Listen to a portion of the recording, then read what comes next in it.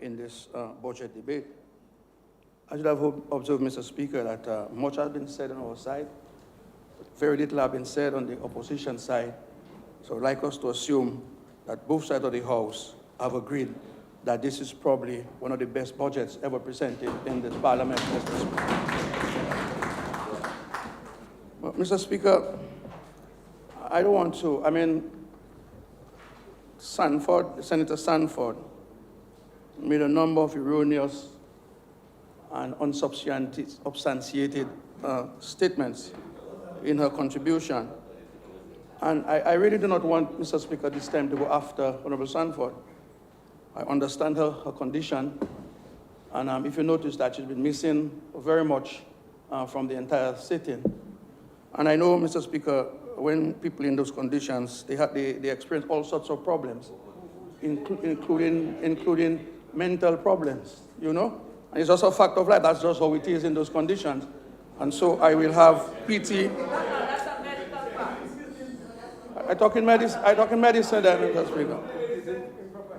Yeah. No, he didn't say she's feeling that. She's talking about a medical issue. Right, and I want to save her, and I don't want to, you know, that's what I'm saying, Mr. Speaker. Mr. Speaker. But, Mr. Speaker, I must make reference to one statement that she made, Mr. Speaker.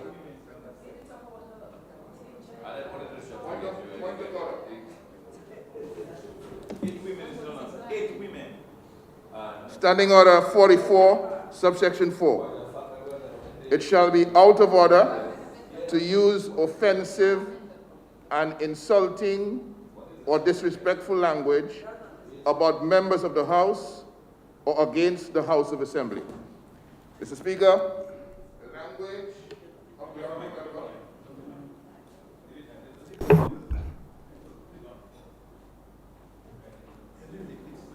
The language of the honourable member in reference to Senator Annette Sanford is insulting, it is disrespectful, it is unbecoming of the House, and it must be withdrawn.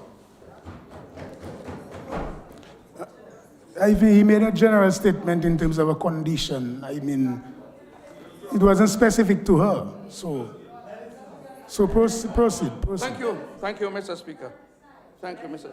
But Mr. Speaker, I want to make reference before, like I said, to one thing she said, Mr. Speaker, about the Housing Recovery Program.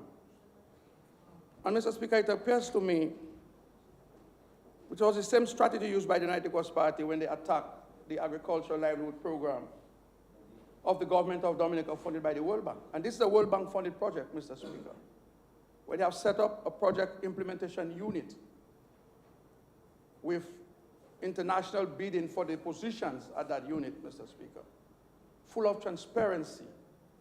Mr. Speaker, that program is specific to people who lost their homes during Hurricane Maria, meaning that, Mr. Speaker, you would have had to have a home for you to qualify under that program. Mr. Speaker, 2,830 people applied under that program. And after various changes to the program, with the approval of the World Bank, Mr. Speaker, we boiled down to 420 homes to be targeted for construction on that particular program. Mr. Speaker, the Kalinago territory is the largest recipient under that program. Out of the 420 homes approved, Mr. Speaker, by the World Bank, by the World Bank, 100 of those, and in terms of percentage, 25% of those homes are going to the Kalinago territory. We have only completed and handed over 69 of those homes. So there is still 300 and some homes to come. The last time we did the homes, Madam Speaker, 17, I believe, went to the Kalinago territory. 17 out of 59 went to the Kalinago territory. At the last 2 weeks ago when we handed over homes, Mr. Speaker. And I told you that over 100 of those homes will go to the Kalinagos. And these were people who already had their homes, Mr. Speaker. And so, Mr. Speaker, it's another attack. This time not on a government housing program, but on internationally funded program, where the senator is attempting to lay accusations to the funding agency on the process by which they decided to implement that program, Mr. Speaker. Mr. Speaker, they did that for the agricultural program, and it tells me, and I've said before, Mr. Speaker, this senator, it had to be the HRP she's talking about. It is the only HRP she's talking about. And the senator seems to have a fundamental problem in giving homes and houses to the people of the Kalinago territory. This is not the first time, Mr. Speaker, she has attacked our gesture to allow the Kalinago people to live in comfortable homes, Mr. Speaker. And now she's attacking the men of the Kalinago territory, the leaders of the Kalinago territory, the warriors, the fighters, the hunters, the Kalinago braves, Mr. Speaker. The Kalinago braves. She's attacking them publicly, Mr. Speaker, saying that they do not deserve to be given homes. They're not a priority, and they should not be given homes by the government of Dominica, Mr. Speaker. That is the record. That is the record, Mr. Speaker. The same senator who said to us that she's not in favor of giving the Kalinagos concrete roofs and hurricane ties to tie their roof, madam. The same senator. Because she said it's not in keeping with the culture. We should cover their home with straw and grass, Mr. Speaker. The Kalinago territory, having suffered the worst under Hurricane Maria, Mr. Speaker. And they had already left straw and vertive a long time ago, and they still received the most damage from Hurricane Maria. And she's saying to the people of the Kalinago territory that galvanized and concrete is not part of the Kalinago culture, so we should not give them roofs, sustainable and resilient roofs, Madam Speaker. And the same attack we see being launched and meted out to the Kalinago people by the senator, who really does not have, and I would say something, but he would tell me I'm being this way. So I'm not going to say it, but she's not a full card, Mr. Speaker. So she doesn't understand the plight and the situation with the Kalinago territory, Mr. Speaker. Mr. Speaker, before I start my contribution, Mr. Speaker, I want to use this opportunity to extend. So somebody will lock the door, please. Mr. Speaker, can we have the doors locked? So the opposition will stay there and listen to us debate this budget. Mr. Speaker, they're already running. The leader of the opposition has left as usual. Now look at, and I expect the member for Salisbury to follow suit. But it's okay. We'll say what we have to say, because we're talking to the Dominican people, Mr. Speaker, because this budget is about the welfare and the livelihoods and the sustainability of the Dominican economy and the Dominican people, Mr. Speaker. And so all of them can leave, Mr. Speaker, but we'll speak to the Dominican people, Mr. Speaker, and to remove some of the doubts that have been attempted to place in their minds by the member of the opposition. Mr. Speaker, before I start my presentation, Mr. Speaker,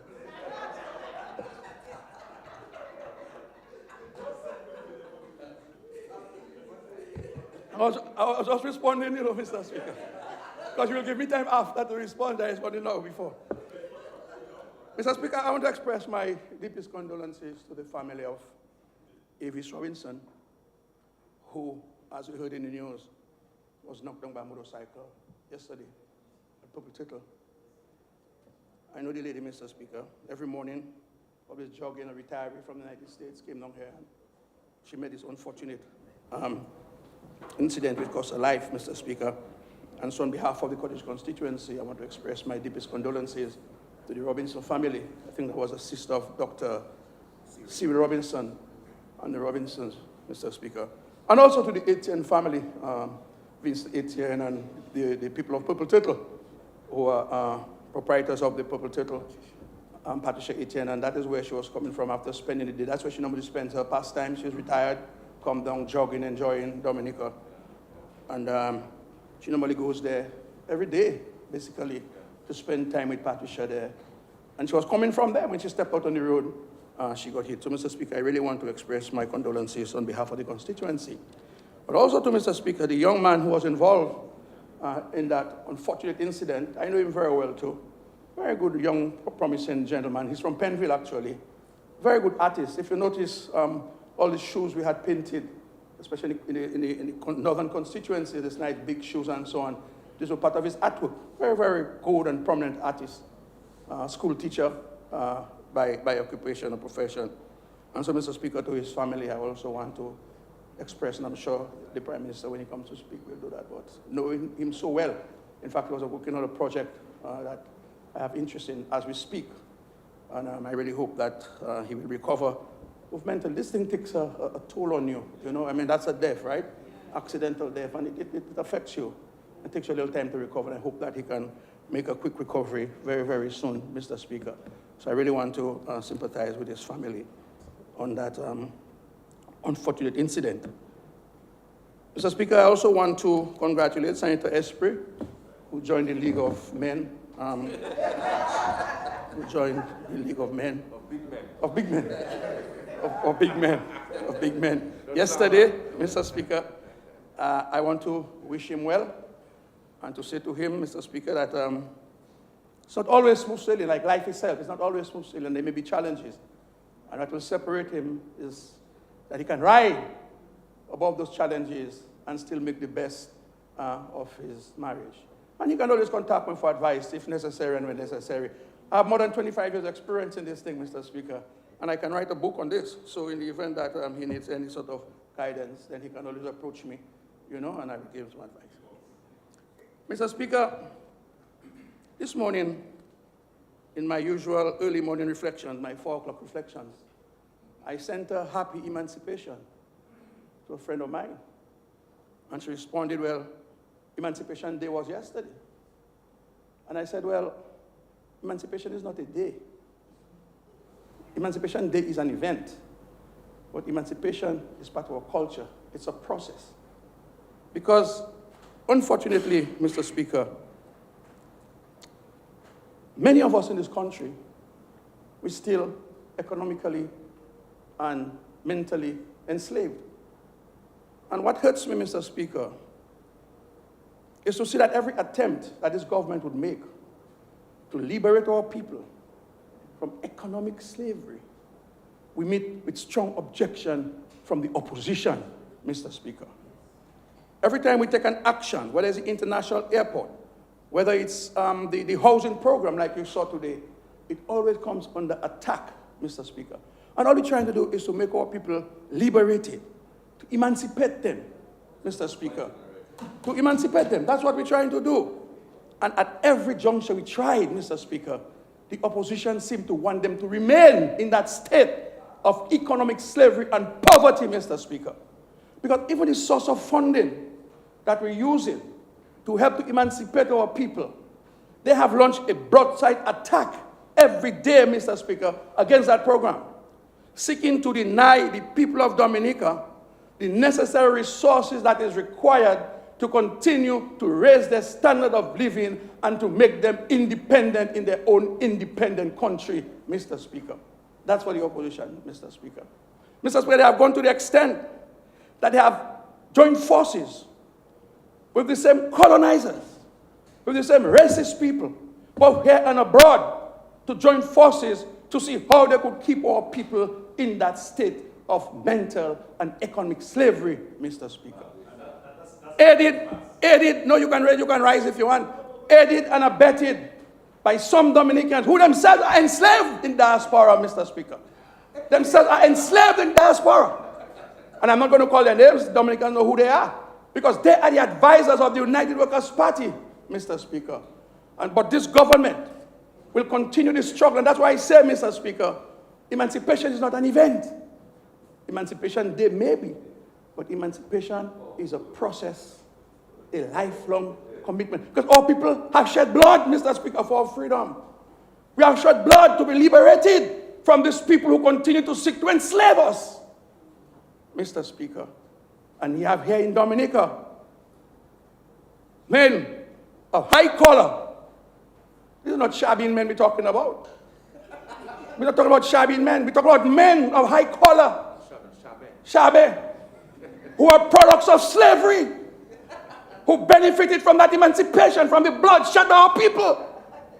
Mr. Speaker, and they continue to try to leave our people in that state of mental and economic slavery, Mr. Speaker. And so I want to wish all of us here happy emancipation.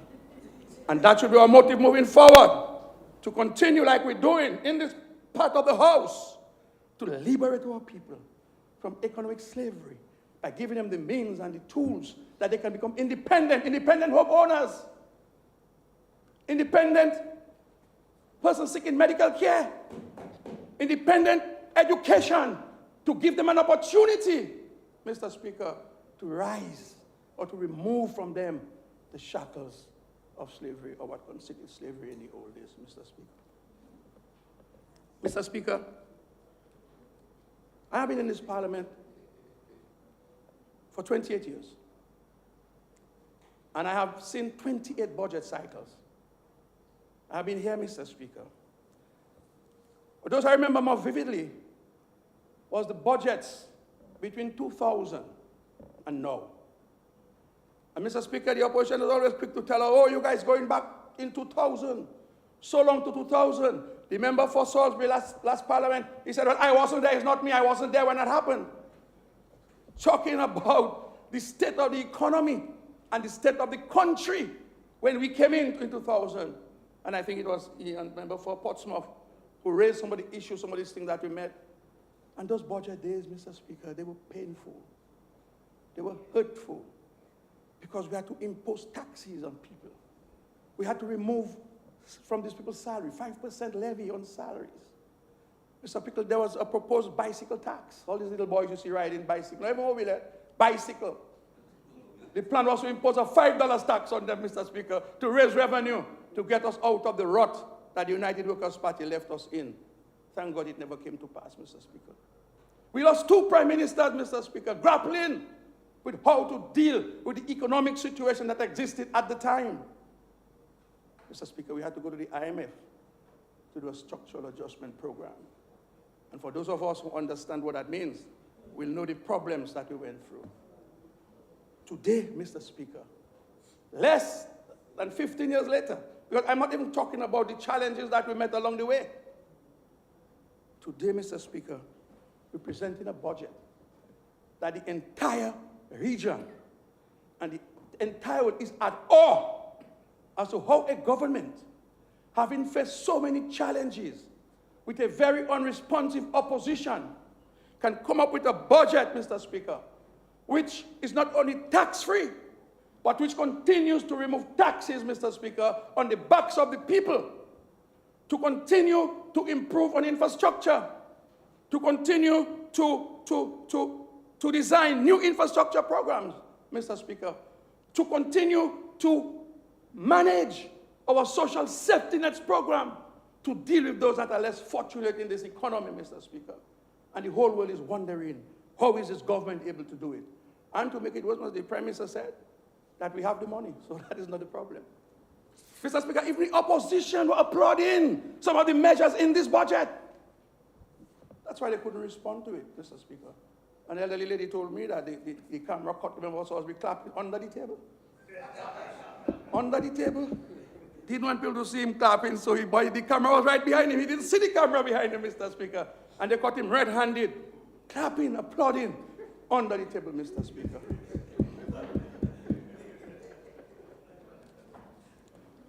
Mr. Speaker, remember the senator from Vietnam, Senator Maslin. He came, and he said, well, he's disappointed in the Minister of Health because OECS or somebody say he read in some document that you must spend no less than 3% of your GDP on health. You remember that? You remember that? Reading this thing, not understanding, Mr. Speaker, what's happening. And by the time the minister finished his presentation, he stood up and applauded the minister for having done such a brilliant presentation. And I draw it to your attention. I did draw it to your attention, Mr. Speaker. That's what happened. When you read, you don't understand, you seek no information, you don't understand what you read. Mr. Speaker, which outfit, which unit in the world that could deny that the measures being taken at the China Friendship Hospital to improve patients' care, to make the specialists available to the extent where in certain departments we have excess, Mr. Speaker, that would not be captured in whatever document he read, Mr. Speaker. And by the time he finished, Mr. Speaker, everybody went up in applause. And Mr. Speaker, it was an excellent presentation. Not only in form, but in substance, Mr. Speaker, in substance. And Mr. Speaker, I could hear the leader of the opposition saying, if Mr. was my teacher when I was in grammar school, I would not leave school so early. Mr. Speaker, I could just hear him because he was watching intently, Mr. Speaker, and listening. And today, the senator talking about people afraid to go to the hospital. Well, Mr. Speaker, it's one thing to provide the equipment and the facilities. It's another thing to have the personnel to dispense. Mr. Speaker, we have the most modern equipment. We have equipment, only Dominica have equipment. The HIFU machine, scanners that people have to go overseas.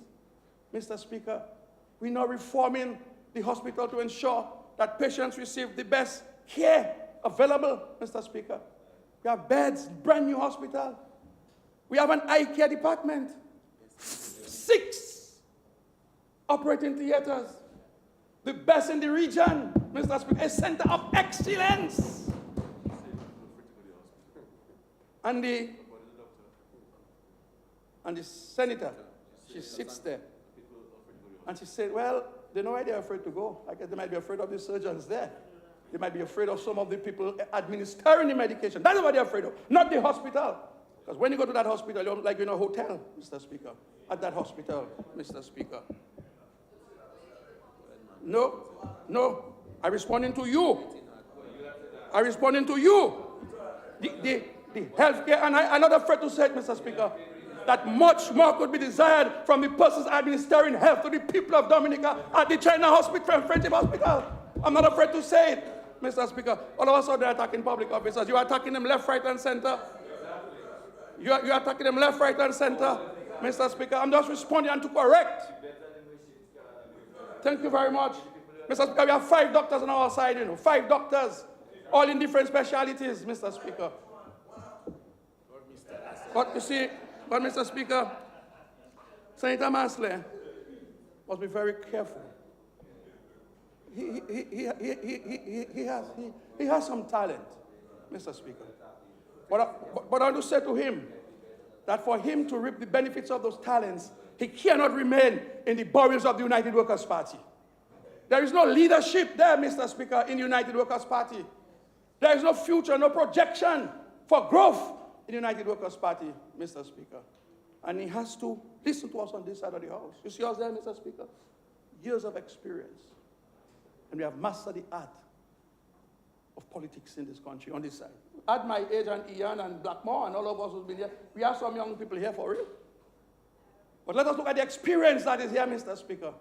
And Mr. Masley must not allow his arrogance and his inhumility, his lack of humility, to define his future, Mr. Speaker. Very arrogant, Mr. Speaker.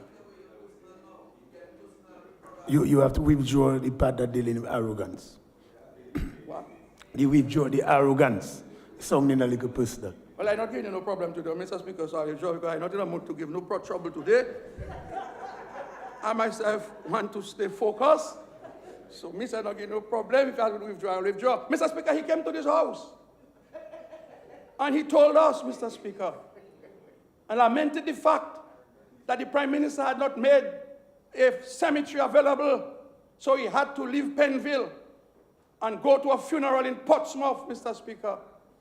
That is what he said. You're an environmental officer. The site has been identified. There has been burials there before. What prevents you from taking the initiative. And he says, oh, the reason why environmental health has not approved, or whatever he said. But you're an environmental officer. You used to be. But you say you were 2 at a time. You said in the parliament that you were 2 environmental health officers. One from Penville to Portsmouth, and one from Portsmouth to Caboochin to Calibish or someplace. That's what you said. You that little boy. You that little boy. That's how he described himself. Me, that little boy there, was 2 environmental health officers one time.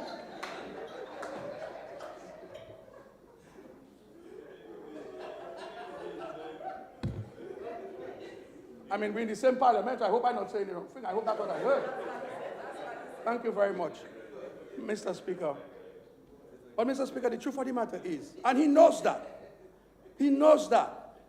that the lady whose child funeral he went to decided that she don't want her child to be buried among Penville people. Mr. Speaker, that came from her church, Mr. Speaker. That is why, Mr. Speaker, that is why they moved, because there are free cemeteries in Viecas. There's a public cemetery in Viecas. So what was wrong with burying that's where most Penville people come to get buried, at the Viecas Catholic cemetery. No, they will get, but don't make it look like that. So that's the biggest issue. As far as the senator is concerned, the biggest issue confronting the people of Penville is that they don't have a cemetery. The biggest problem. The Prime Minister, in the estimates, Mr. Speaker, we have housing done, we have acquired land, and I'll show you that in a little while. Acquired land for housing for the Penville people. We're now working on sporting facilities for the Penville people. You're a sportsman. Your sportsman never once in a contribution. You mentioned the efforts made by the Prime Minister. Mr. Speaker. Never mentioned the efforts being made by the Prime Minister to bring sporting facilities to the young men and women of Penville, Mr. Speaker. For the first time, Mr. Speaker, he says nothing about that. The people from Penville, you use your time talking foolishness, I'm going to give you more time.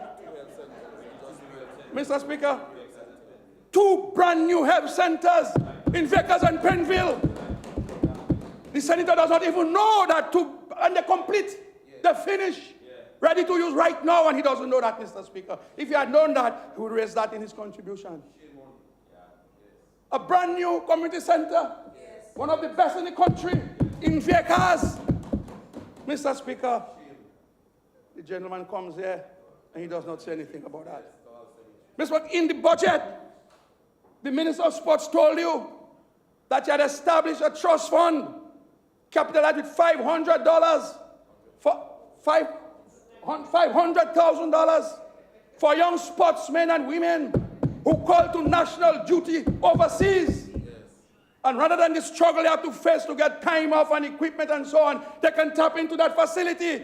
He is the something of the Cricket Association. Vice President of the Cricket Association. No, clapping is one. But you must mention it. Let people hear you. Let people hear you. Yes. Let people hear you. Yes. Because it's not often they catch you clapping under the table. Yes. So they'll always see you clapping. Yes. But you must repeat it on behalf of the sportsmen and women of this country. Right. You must say, I agree with that move. It's a good move, a progressive move. That is what I expect of you, Senator Masley. You know, and you're there about Viecas, Penville, and Cemetery. I'd bury Charles between 2, the Catholic one and the Anglican one. We only had a luncheon for your candidate. Mr. Speaker. No, but this is serious, Mr. Speaker. There is a young man. Now I see you put him between the 2 senior women there and so on. I don't know how we end up between those 2 ladies there. These ladies don't know whether today is Monday, Tuesday, or Wednesday. And you're taking this young senator. You start crying. My brother, you are talking, I don't tell you nothing. You attack everybody, my brother. I warn you about these things. Me and Ian keep talking to you. Tell you, Master, boy, promote yourself, keep up yourself. You might get somewhere. You should be deputy leader of the United Workers' Party. And you could even emerge to be the leader because your leader is headless. You have a whole UWP split up and break up like garlic grain, Mr. Speaker. Break up. One over there. Then you have the APP down there. Then you have the movement engine over there. Then you have some lawyers back there who eat have more. And then you have Alex Budo up there. Left, right, center, and up, Mr. Speaker. So that is a man. There's a number in the leadership. So you, especially with the emphasis and the empowerment that we in the Dominican Labour Party giving to young people, Mr. Speaker. If you watch the budget, Mr. Speaker, many of the measures are aimed at empowering the young people, giving young people a place in this. Mr. Speaker, you heard them saying that they were consulted on certain budgetary matters. We spoke to them, asking them, what would you like to see in the budget? And that is where the future housing program came from consultation with the young people. And you know the response to that, Mr. Speaker? After Thompson Fontaine, you cannot call a member unless it's going to after be the fired economists from the IMF, person name, yeah. after the chief advisor to the rogue Sudanese government, advisor to the rogue, and they're talking about child molestation. That's what they're talking about. And you have one of your own advising you, working with the most corrupt government in the world, Mr. Speaker. Child labor, child soldier, rape, incest, abduction. That is where he is. That's the government he's advising. And he says on that program, oh, the banks must be careful. Yeah, that, Mr. Speaker. The banks must be careful because they have a high liquidity problem. So must be careful about how they grant loans to these young people. Mr. Speaker, a loan that is fully covered by the program itself, Mr. Speaker. But they'll get free land, expensive land in part of the best real estate in the country, Warner and Cotton Hill.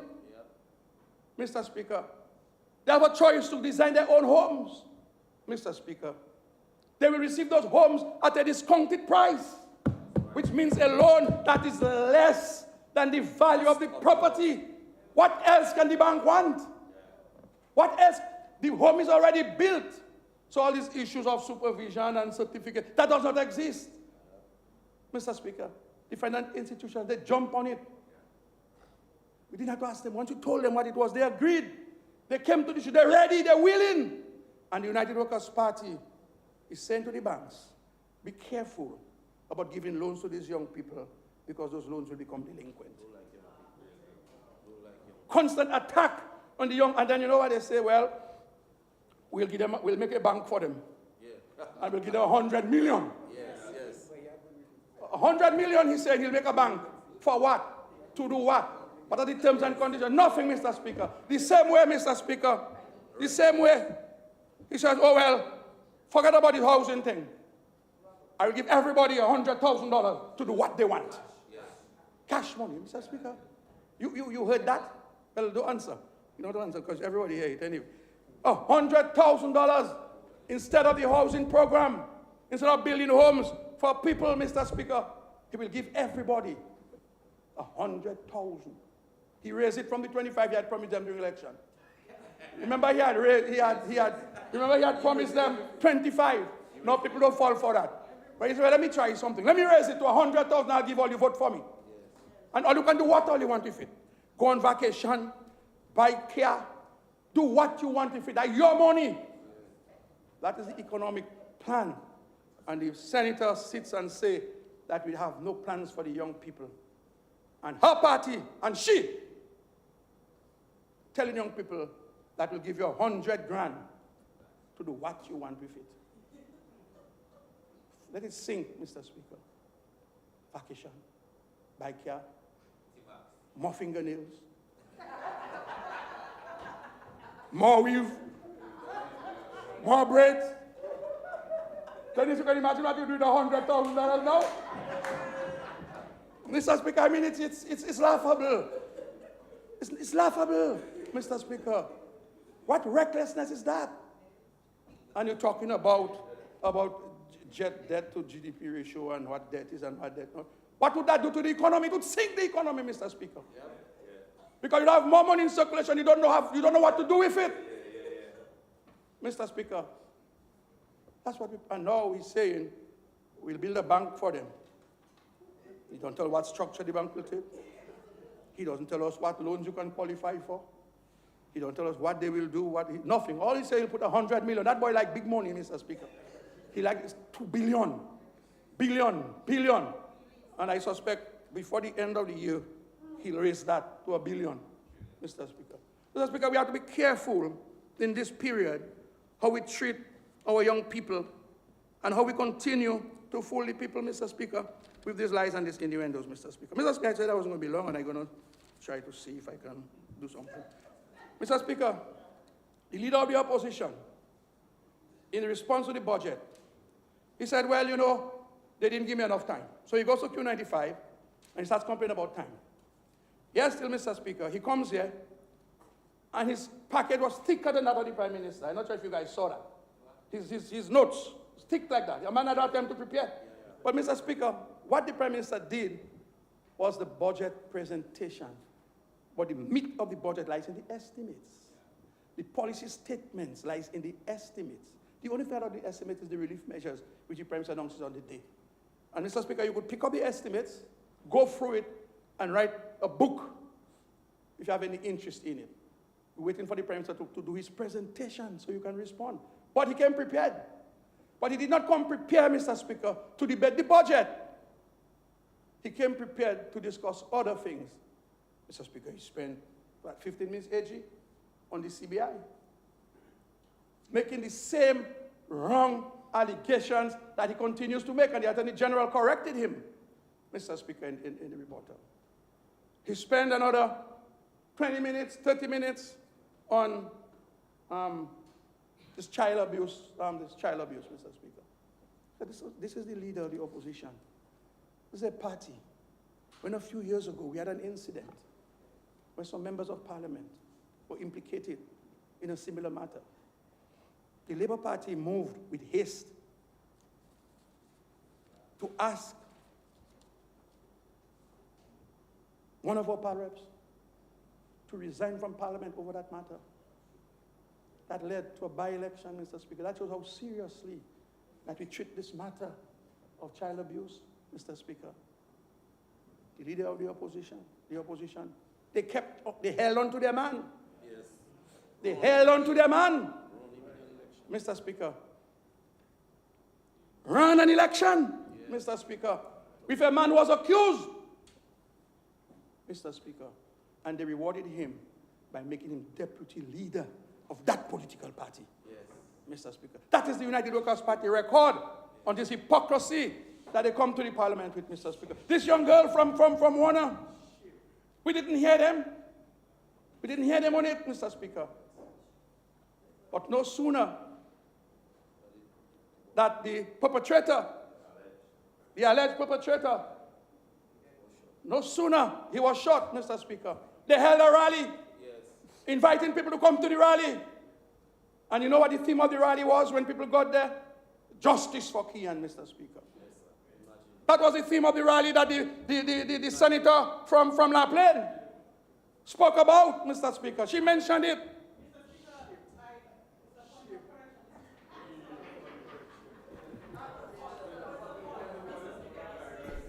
You see, again, there is no point of correction, but we'll allow you. I want to make it categorically clear, this was not the theme for any rally that was involved in Mr. Speaker, the United Workers' Party, she's part of the European Union. If you want to distance yourself from the European Union, distance yourself. Mr. Speaker, I'd like the member to withdraw the statement, please, because this is... Oh, there was a rally. No, but he's speaking about a rally. All right, a rally. It's a rally. There was a rally. So, but he implicated me saying that I was involved in a rally, and the theme for the rally was... Were you part of the rally? I wasn't part of any rally. Okay, so we've sure that you're part of the rally. But the United Workers' Party had a rally. And she's part of the United Workers' Party, Mr. Speaker. For joy. You have to go to high school then to put that together, Mr. Speaker. She was part of the rally, Mr. Speaker. And the rally was about justice for Kian, the alleged perpetrator, Mr. Speaker. Mr. Speaker, let me tell you. I withdraw. You know why? Mr. Speaker, I met her in the cafeteria. You know, having a cup of coffee there. So I don't get upset with me. So I withdraw, Mr. Speaker. So, Mr. Speaker, I didn't recognize her there. So I went in there and I said, well, you looking nice, man. And she said, why, Papa? Mr. Speaker, she was shocked that I asked her that question. But that's a party of love, Mr. Speaker. Labour Party is a party of love. We love everybody. We don't take foolishness from people. And when they attack, we respond. But we're a party of love, Mr. Speaker. A love that is sadly lacking in the opposition, Mr. Speaker. Because the leader has no love for anybody, Mr. Speaker. All young, Mr. Speaker, the same Annette Sanford, who comes here, Mr. Speaker. Senator Sanford, who comes and laments how young people need help. It was the same party who described those young people in the most despicable manner, Mr. Speaker, when talking about young people, when young people went to the government to look for help and assistance, for health and education. I'm not going to repeat how they call her, the leader of the opposition. They call them prostitutes, Mr. Speaker. That's how they describe Annette, the senator. That's how her party described young people going to the government for help, and education, Mr. Speaker. That's how they describe the young people. And they describe them as criminals, Mr. Speaker. Young boys with knives and guns waiting to shoot and kill Chinese and Haitians, Mr. Speaker. And Mr. Speaker, today, they claim that we have a growing crime problem in the country. The United Workers' Party is the biggest perpetrator of those criminal and deviant behaviors in our society, Mr. Speaker. They are the ones who went to Salisbury and told the people of Salisbury, when the police come to put law and order, you must stun the police. Yes. That was what said publicly in the constituency of Hector John, the parliament for Salisbury, Mr. Speaker. And Mr. Speaker, he said it he tried to say it in Patois. He can't speak Patois. He said it in Kokoy, and when he sang it in Calypso, Mr. Speaker. Cool Wash Bowie should come down like rain on the police when the police move to stop criminal and deviant behavior in our country. And now you come there talking about you want to give people advice how to fight crime and violence. They coined the phrase boots on the ground, Mr. Speaker. That's what they told the young people. Put your boots on, go and fight. And burn down the city. Call them out on a match that had no sense, Mr. Speaker. And calling out the young people. And when the young people came out and started burning, they run and hide, Mr. Speaker. They run and hide, Mr. Speaker. Today they want to go and make a statement. You have no moral authority to talk about crime and violence in this country, Mr. Speaker, because you are the perpetrator of crime and violence in our country. Because, Mr. Speaker, once you start repeating your own propaganda, that's what they call indoctrination. You repeat it sufficiently until it becomes part of you, Mr. Speaker.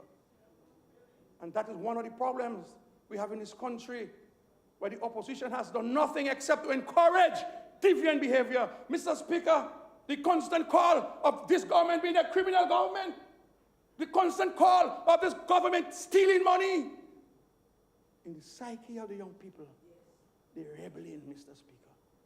They're rebelling, Mr. Speaker.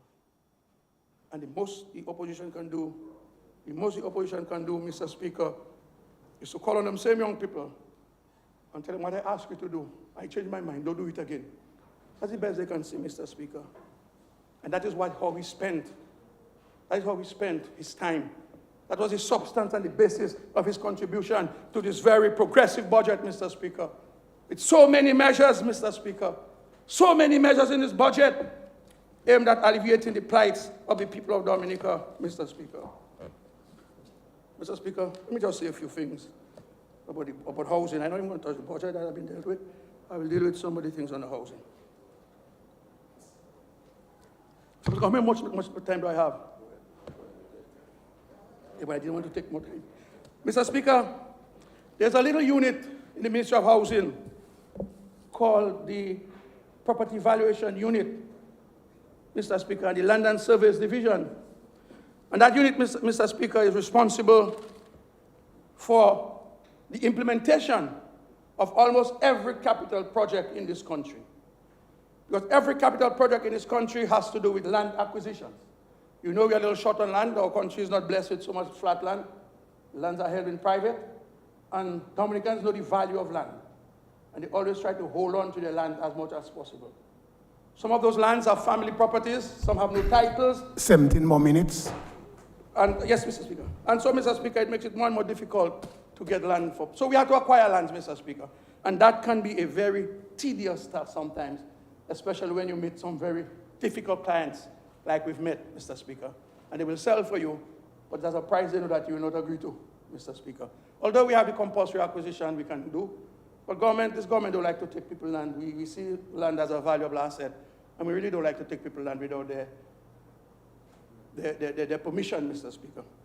Mr. Speaker, for the Lubia-Bakatel Road, we had to acquire 104 lots, Mr. Speaker, 104 pieces of land, Mr. Speaker, for the implementation of that very serious project.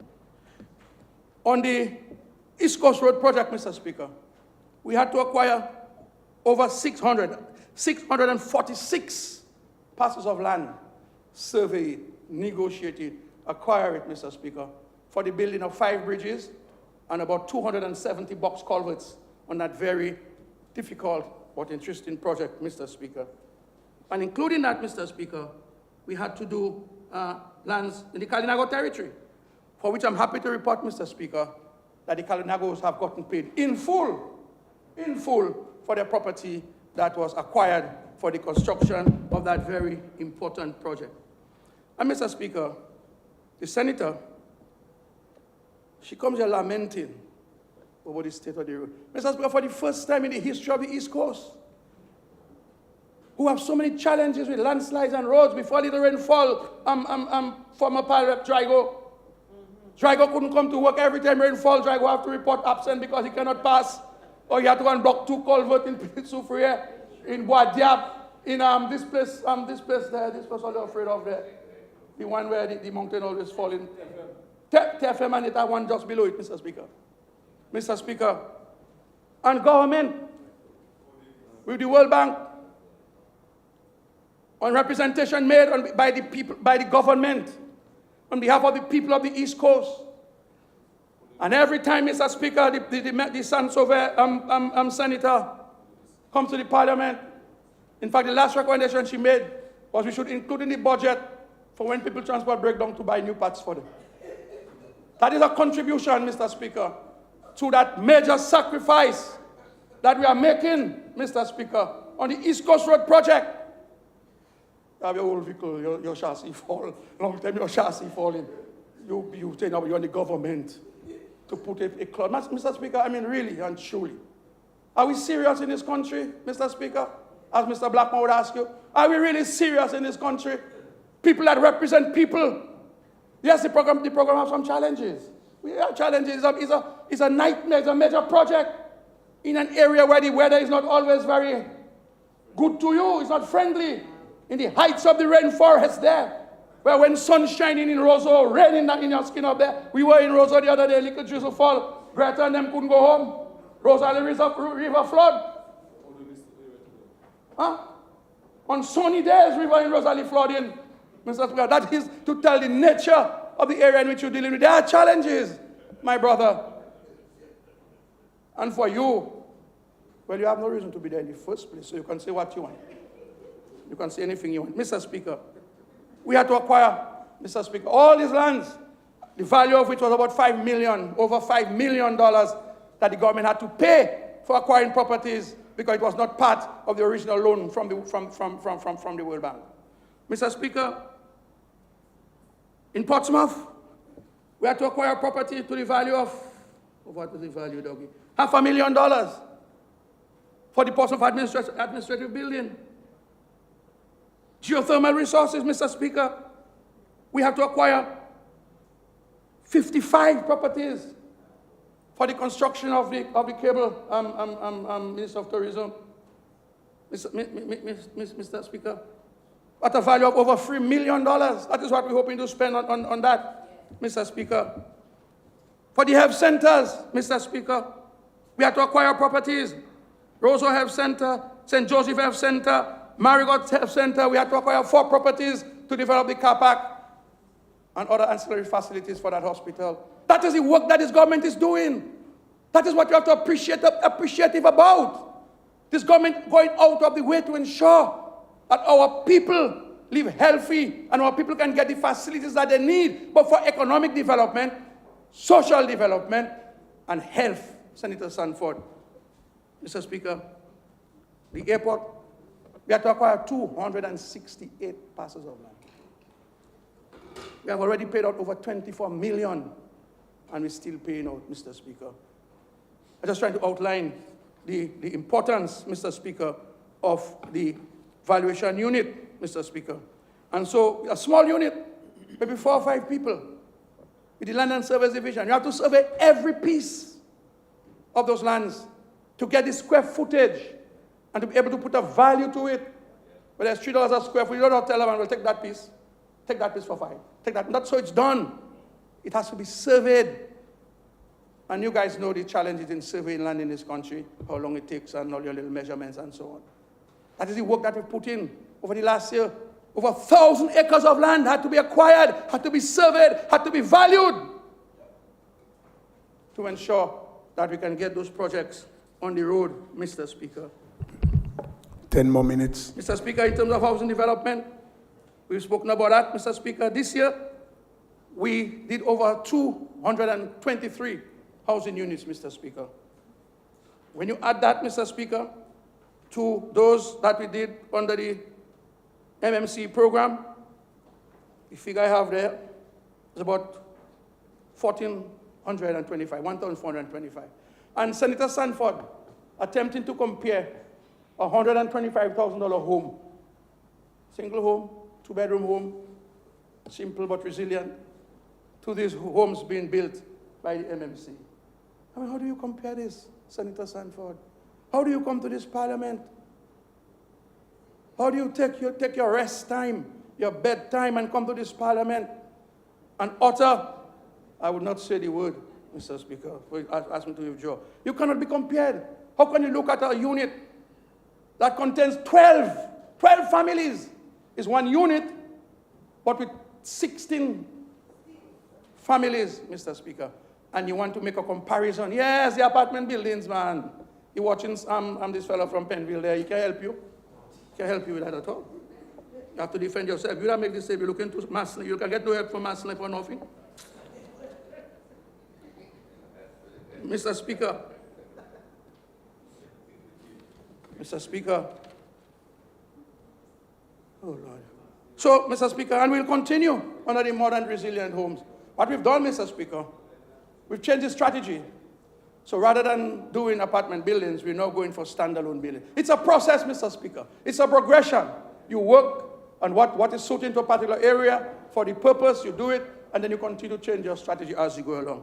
So, Mr. Speaker, for Scott said, we have 14 units that we plan to do in this financial year.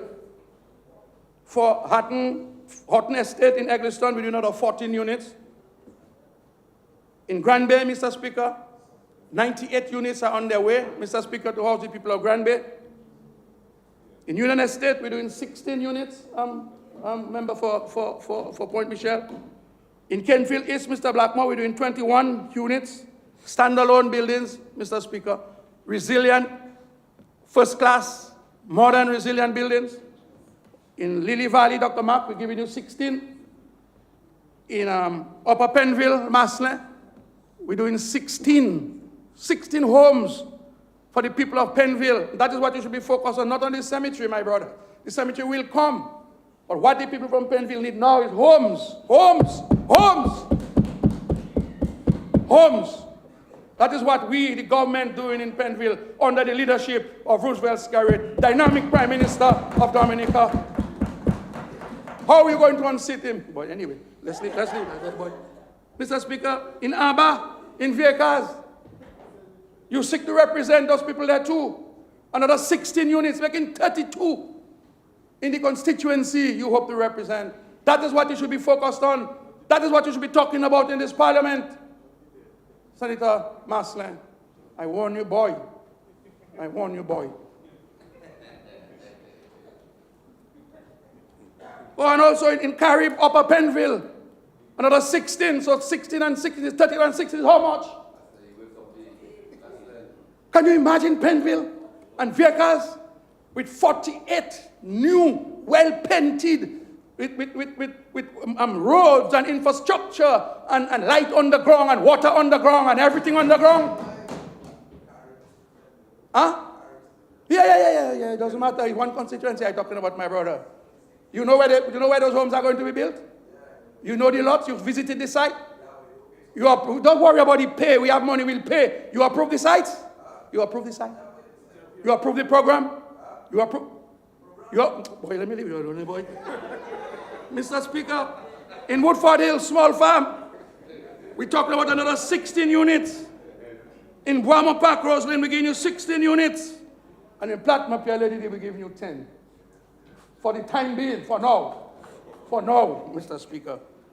That plus, Cotton Hill, we're getting the future housing program. And you can imagine what that will look like, Mr. Speaker. If you look at the apartment buildings, if you drive up the apartment buildings, overlooking the Kempinski, you see in Point Wrong over there, you see the York City Harbor in Lagon there, then you're looking over the marina there. Just close your eyes, Mr. Speaker, close your eyes. And see what we're doing for the young people, Mr. Speaker. 3-bedrooms and 4-bedroom homes. Some of them opting for a swimming pool. Well, they'll do that on their own. But some of them say they want their swimming pool too. Our young people have high dreams and aspirations. And even if we cannot meet them all the way, we have to meet them halfway, Mr. Speaker. And we know, Mr. Speaker, to some of them it's just a dream. Because some of them are from poor families. Their parents don't have land. All they have, Mr. Speaker, is an opportunity to educate themselves and to come back and make their contribution. Mr. Speaker, I move that the Honourable Minister be granted an additional 15 minutes. Mr. Speaker, I move that the Honourable Minister be granted an additional 15 minutes to complete his contribution to this year's budget debate. Seconded, Mr. Speaker. It has been moved and seconded that the Honorable Reginald Austri be given an additional 15 minutes. Those in favor? Aye. Those against? The ayes have it. Honorable Minister, you are given an additional 15 minutes. Thank you, Mr. Speaker. Mr. Speaker, another important program that we are rolling over from last year is the housing grant of $10,000. With the conditions specified in it, you have to have a plan, you have to have a plan, you have to go to the bank, you have to have your mortgage and so on, Mr. Speaker. Last year, Mr. Speaker, 63 families benefited from that facility, Mr. Speaker, to a tune of $1.1 million, Mr. Speaker. And in this financial year, we're targeting 63 families, Mr. Speaker. And what this money is used for, Mr. Speaker? For building material, we spent $1 million last financial year for building material. This year, we intend to spend $500,000. Mr. Speaker, for home purchases, last year, we supported them with the home purchase of 7 homes, Mr. Speaker. And this year, we're expecting to get another 7 homes. Title registration, Mr. Speaker. Last year, we spent $48,000 to assist them in obtaining their titles. This year, we intend to spend $26 million, Mr. Speaker. For labor, Mr. Speaker, last year, and that is request. That's what they're requesting, Mr. Speaker. We don't dictate to them what they need. They make the request, we look at the needs, it's assessed, we see that it's bona fide, and we make the monies available, Mr. Speaker. And for services, water connections and so on, last year, we spent $12 million on that. And Mr. Speaker, we're hoping to spend, in this financial year, like I said, a total of $1.7 million on these future homes. More again, Mr. Speaker, for young people under 40 who wanting to own their own home. You can see how it's well detailed, Mr. Speaker, what that money will be used for, what you can apply for. That's not $100 million and you don't know what to apply for. That's not what it is. It's monies that are there, there are conditions, there's a criteria, just like the future housing. The future housing, the conditions are there, the criteria is there, and then you can access it, Mr. You can imagine you tell everybody you have $100 million, just come for it, to do what you want. Doesn't make sense, Mr. Speaker. So, Mr. Speaker, these are just a few of the initiatives that we have. And in the Kalinago territory, Mr. Speaker, we have the European Union project, Mr. Speaker, that seeks to build some 50 homes. We're doing the first phase, 25, and the Senator told you that while she's driving, because some of them close to the road, so while she's driving past, She can see them. She told us she never been there, she never go inside them, she don't know what they're looking like, but she passing there and she's seeing them there, so she know they're going up. Under the HRP, Mr. Speaker, we have already told you that we have over 100 that we target for these future housing programs, Mr. Speaker. And all that, Mr. Speaker, the monies stays within the constituencies because we're using a lot of I understand that every Friday, almost like a mini carnival in the Kalinago territory. Money, Mr. Speaker. Money. Local, Mr. Speaker. She didn't tell you that she had not seen the economic development of the people of the Kalinago territory, where people putting their money into good use, sending their children to school, taking care of their health condition. She didn't say that, Mr. Speaker. She didn't say that at all. All she saw was young men, soldiers, whose homes were destroyed. And she said that we should not rebuild their homes for them, Mr. Speaker, because the men from the Kalinago territory do deserve decent homes, Mr. Speaker. That was a story to us here this morning in her preamble. Mr. Speaker, another aspect which we're rolling over is the issue of the interest on loans. The digital freeze moved from 2.5% to 1%. For those of you who forgot, it was in the budget last time. So it's just fees from 3% to more than 2.5%. Stamp duty, 2% from 4% to 2%. And assurance fees at 1%. Mr. Speaker, with that measure, we have moved from 10.5% to register a piece of land to 6.5%. No, Mr. Speaker, we're moving a good 4% on the cost of land registration, which is very, very important for everything else, Mr. Speaker. Mr. Speaker, just a few constituency. Mr. Speaker, last night, the action was in Bell Hall. Oh, Mr. Speaker, look, people. Mr. Speaker, people in Bell Hall, Mr. Speaker, and Purple Turtle and Tukari traffic jam between the Kempinski and Tatan there. I spent about half an hour, about hour and a half. But you couldn't see me in that crowd. You couldn't see me in that crowd. Mr. Speaker, it means that we are continuing to improve and to develop this northern part of the potential that it has been supposed to be. In Tukari, Mr. Speaker, we developed our tourism, and we have discussed that, Dennis. Very lively place, keeping it real. For 40 years, we've been working on this project. Over 40 years, we've been working on this project. And with the advent of keeping it real, and I really need to thank Augustine and Derek for his effort. He has maintained this standard for 3 years. The food remains the same. The taste doesn't change. And that is what brings doctors and lawyers and judges. Everybody comes to eat. Dr. Mark is your favorite spot. Keeping it real. I'm not bringing you there again, Mr. Speaker.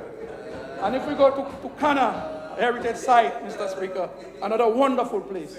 And of course, right there in Bell Hall, plus you have just across there, the Cold Super. So, Mr. Speaker, we're working on the tourism development, and me and the Prime Minister have to discuss what we're going to do about Tukari. Because we need space, we need more facilities. I've been talking to one of my advisors, and they were saying, don't build no hotel. I was thinking of building a little motel. They say, no. Leave Tukari as a place for people to come and entertain and eat. Entertainment and eat. And a good friend of mine told me, let's call it the Tukari Strip. A whole strip, Tukari Strip. And that is how I can tell you that we have another high-class, high-end facility that we're now putting on that will be opened anytime soon to complement the traffic at the Kipnitri, because there's just too many people in Tukari wandering around with nothing else to do. We'll do the craft shops and we'll do the entertainment, we'll do something for the children. We really want to turn Tukari into a top-class tourism destination where people will come to Kempinski. It will be fit for kings, and for the ordinary folks, Mr. Speaker. That is what we're doing. Mr. Speaker, and I have to discuss with the Minister of Finance how we're going to raise the money required. And we don't want to wait plenty of time. We're not going to wait too long for that to happen. You know, Mr. Speaker. We have to move because, you see, Mr. Speaker, if we had waited, if we had spent a lot of money as been suggested by the opposition, giving stimulus packages, we could not stand here today, you know, putting this budget together. When they tried to get people out on the street to demonstrate for stimulus package, when they tried to get people to come out there and to fight with police and so on, demonstrations, we said, no. There is life after COVID. And this budget is a revelation that there is life after COVID, and we're preparing for life after COVID. And that is why today we can present you with this budget that even the opposition agrees that is one of the best budgets that they have heard. They will not tell that publicly, of course, and you'll not hear that on Maboy's Kitchen, and you'll not hear that on Q95. But that is the intention here, Mr. Speaker, to transform the country. Every area has its own unique features, and we have to craft our programs and our projects to suit the particular area in which the natural resource exists. In the Valley, in Scott's Head, in Portsmouth, in Purple Turtle, in Roseau itself. I passed through Roseau. Roseau is beautiful, Mr. Speaker. And I really have to compliment the partner for Roseau for bringing some life into the city. When I pass by the promenade, is the promenade you call it? Yeah, when you pass by the promenade, lights and men sit down and men lining and money spending, and you can feel the city coming back to life, Mr. Speaker, which is supposed to be the feature of any city, Mr. Speaker. And I just hope, well, I don't want to say every night because men wouldn't work the next day, but we need to find those targeted times, those targeted moments. And this pile rep for Roseau Central, she have a good head on her shoulders, Mr. Speaker, and she's making things happen in the city. And I don't sure who they're running against, Melissa Skerritt, in the next election, if she wants to run again, but you're going to have a hard time, because the people of Roseau, and don't talk about housing for Roseau, Mr. Speaker, I have my instructions that we should move to the other 3 housing sites within this financial year to continue to provide housing for the people of Roseau. The Pond, I think it's this one, I don't know the premise, I don't know Roseau so well, so I don't know it by name. I don't know it by name, you know. The Pond, the one on on the river bank, and there is on River Street, Mr. Speaker. The lands, most of the lands have been acquired, negotiations taking place, and I'm hoping that in this financial year, we'll see some movements on the further improvement of how. And in Roseau now looking all right, Mr. Speaker. Everywhere you pass now, a house going up in Roseau. Everywhere you pass, a house going up in Roseau, Mr. Speaker. Private or public. And when we move to implement this charge on vacant lots and to clean up the city, all this grass and all these old buildings are falling on people, and we do these sidewalks, Mr. Speaker, that's a city people will want to come. Because even as it is, when you call an activity, them friends will just jump on the boat and in 2 minutes they're here and they're back the next day. And you expect to see a major influx of people into our capital city when that city is done. Mr. Speaker, we've done some work. The Grange Road has been done. Almost all my roads in Lagon have been done. Mr. Speaker, this bridge is in the estimates, Mr. Speaker. This bridge without the bridge, the same bridge you talk about. If you had looked at the estimates by Punkis there, you would see that it's in the estimates to do that bridge. No, once. I didn't fall on that. I jammed it one time. I jammed it one time. I jammed it once. But it's not me that break the railing. But I jammed the railing, so it had railings on. So it's not the lack of railing that made me jam it. I was tired. So I jammed it once. But that is coming up. I'm not sure. You came to see me the other day for some advice on today, but unfortunately, I was sleeping. But you came to me, right? For advice on how you should present yourself.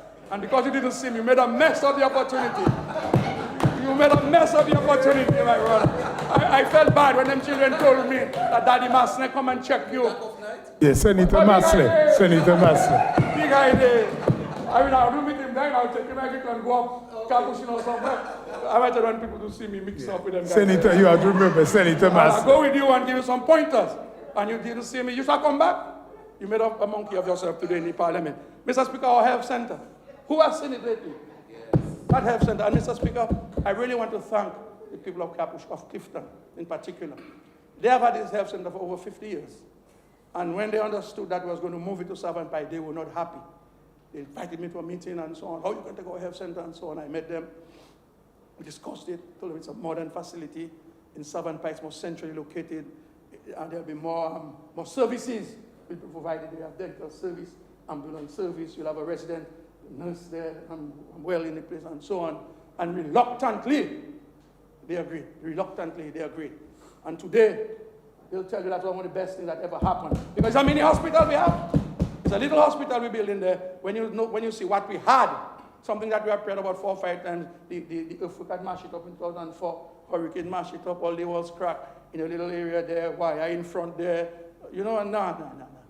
I couldn't spend 28 years in Parliament and leave the people of the constituency with that kind of health center. And so we had to move it, and today we're ready to put windows, Mr. Speaker. And I'm hoping that before the end of the year, the constituency will have a brand new, modern health and wellness facility that the entire constituency, in fact, I got a couple of new votes for that already, people. Built by 2 local fellas, 2 local fellas from my constituency. They've been building and so, but never had they undertaken. And the developers told me that they're so impressed with the work being done by Aldrich Aaron and Benoit Laville, that once they finish that, he will have to find work for them wherever he has work, because he's impressed. 7 more minutes. Yes, empowering our young people. That is what it means, Master. Empower young people. So this me for you have is foreigners that make any money. Senator Masley. Senator you don't mind. Senator Masley, that's what we call empowering our youth in all aspects. The young professionals, the engineers, the contractors. We're empowering our young people, Mr. Speaker, and to ensure that they take their rightful place, because it's their time. It's their time. It should have been Masley time. And when United Workers' Party had an opportunity to show a new face in the politics, in the parliament, to energize young people, like what Kasani is doing, and what Fidel Grant is doing, and what Kozia Frederick is doing. And Dennis, you've been around for a while, so I'm not going to call your name. You've been around for a while. And Mrs. Scarry there, how these young people have really transformed the political landscape of Dominica. You listen to the presentation in the parliament, their passion, their love for people. That is what we're engendering here on this side of the house. I'm on my way out, Mr. Speaker. I'm on my way out. And many of us are on our way out. I'm the only one not bold enough to say it. But we have to make space. We have to make way. We have to make room for our young people. Say, I'm Senator Roll there. You know? I mean, look at the, when you add the ages on this side, 75 is the average age on the other side, Mr. Speaker. 75. I mean, I appreciate the work that my family from Castlebrooks did. I mean, Teacher Ernie, she did some work. I was not happy when she disrespected the Parrep in the feast of Isidore. You know, totally disrespected the Parrep, but the Parrep would for herself, you know, Parrep stand up and say, I have to talk in this church. and right now I understand that she's ready to leave the church now because the priest supported tell her that she was wrong. You can't do that. You can't disrespect the member of parliament whether you like her or not. So now she has 1 foot in the church and 1 foot outside of the church. She just got promoted to acolyte, chief acolyte in the church. Now she wants to leave, but I'll talk to her and try to make her stay, you know. Because I'll have a discussion when she's in a good mood, because when she's that lady there bad. The one from Grand Thing, she did some work in adult education. But she made a contribution. And you have to make space. You have to let them young people can run that thing. Stop oppressing Senator Masley. You know, but this is his fault. But we keep talking to him, he's not hearing that he does not have a future in the United Workers' Party. Lennox will never let go his thing for you, my brother. And they take you and they put you in the back there where nobody, if you wasn't a little tall, nobody would be seeing you behind there, you know. Hide you in the back there, between them two senior citizens there, you're hidden. And so is your potential, hidden in the back. That's where they put you. And you want to come there, I want to challenge Roosevelt Skerrit and talk about cemetery. About cemetery. When you have 42 brand new homes, 48 brand new homes that will be constructed there. You have basketball court, you have new health center, you have new resource center, you have people working full time in the constituency. Come on, my brother, come on. So, Mr. Speaker, I am happy. I'm elated. I'm satisfied that this government is on the right track. And it's not only me and us here that's satisfied, but the people on the outside, they're looking in. And they can't understand how a country with so much challenges, they said don't talk about Hurricane Maria, and I said don't talk about Hurricane Maria. Stop talking about that because that was not a reality, that was a dream. Hurricane Maria never happened in Dominica. That is what she was saying. But you had COVID-19. And all of us, Mr. Speaker, all the countries suffered from COVID-19. We had to do weird things. We had to stop pay public officers in some countries. They send them home in other countries, Mr. Speaker. The economy, especially the tourism economy, came to a total halt. We went through the same grind here. But because of the measures that we had implemented, both before and during COVID-19, we could withstand it. Like I told you, we withstood the pressure from the opposition to pay out 300 million. That's what they said in this parliament, that the government have 300 million and they should give it to the people of Dominica as stimulus packages. That's what they were saying. And he says, no, little at a time. Let's wait to see how things are going to turn around. We put some at the aid bank, put some in Social Security. People were, it wasn't the best, but people understood. Today, they're reaping the benefits of the sacrifices that they made. They made a sacrifice for country. The only person that didn't sacrifice was opposition, because he was boasting that his free meals were secure. His dog was secure. His treadmill was secure. Everything he had was secure. While the people of Dominica, Mr. Speaker, struggling to make ends meet. We were dividing food packages, Mr. Speaker. That's what we were doing to the less fortunate people almost every month. And everybody got, not one sector, everybody in the country, we give food packages, Mr. Speaker, to ensure that our people would hold on until this moment. With our international airport in sight, with our yacht marina in sight, Mr. Speaker. 2 more and minutes. a better economy in sight, Mr. Speaker. That is what we have done for the people of Dominica. That is why they will continue to favor this government. That's why they will continue to have faith with this government, because this government has demonstrated over a number of years that our interest is in the people of Dominica, Mr. Speaker. In the people of Dominica. The young, the old, the not so young. And that is our commitment and our pledge to our country. Because we have to live in this country, Mr. Speaker. We're not going away. We have to live here. Those of us who want to live would have left already. We're too old to live now. We cannot live. Mr. Speaker, we have to live here. We have to stay in Dominica. And we have to ensure that we create a country where we can live in peace. We can live in harmony. We can live in unity. We can live in love with each other. We have to look out for each other. Because the world out there is getting no easier. Today there's a big debate, Senator, in the United States, whether America is in a recession or not. And in the old days, they told us that when America sneezes, we down here catching a cold. We have reversed that. Because while America is sneezing, we're breathing hard, Mr. Speaker. We're breathing well because our government cares. The government of the people cares. Our Prime Minister cares, Mr. Speaker. Managing our resources with prudence, Mr. Speaker, to give all of us an opportunity. And to thank my constituents, Mr. Speaker, for having put their faith in me. And we're going to have a little problem, but we'll discuss that at another time. The staff of the ministry, Mr. Speaker, very hardworking, very, very hardworking staff. You need to understand, housing may be a small unit, a small ministry, but the impact on the lives of people is huge. It's tremendous, Mr. Speaker. Housing, shelter for the people, a biblical principle that we're living by. I really want to thank, Mr. Speaker, all the staff of the Ministry of Housing, in all the departments, Mr. Speaker. And finally, Mr. Speaker, I want to pay tribute to Mr. Hilarion Jules. He was our former housing manager for 17 years. He's now on pre-retirement leave. And with all his limitations, he has served us exceedingly well in that ministry. Soft-spoken, very, very precise in his deliberation. Some people say he used to be a little slow, but he was very, very precise in his administration of the housing department. We now have young Imran from St. Joseph, who is the acting housing manager. He's doing a pretty decent job so far, a pretty decent job. But also in this financial year, we will look to do a little restructuring of the ministry to make it a little more effective, because our mandate is huge. This housing, new housing, future housing is a project by itself. And we have to find the most effective way to implement that project on top of all the MMC projects. 1 minute. Yes, sir. The Sustainable Housing Development Project, our own internal, because we're not only depending on this outside, within the ministry itself.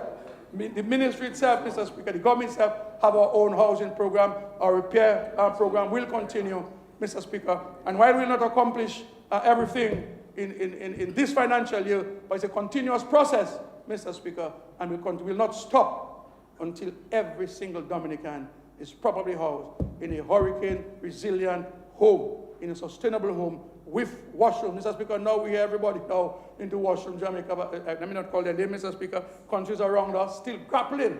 And housing too, when you look at the situation of housing in Trinidad, Jamaica, there's a new issue with housing.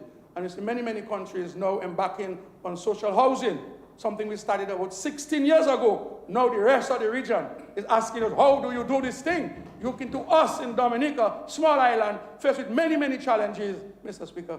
We can be a beacon, not only to the rest of the region, but to the world. Thank you, Mr. Speaker. God bless.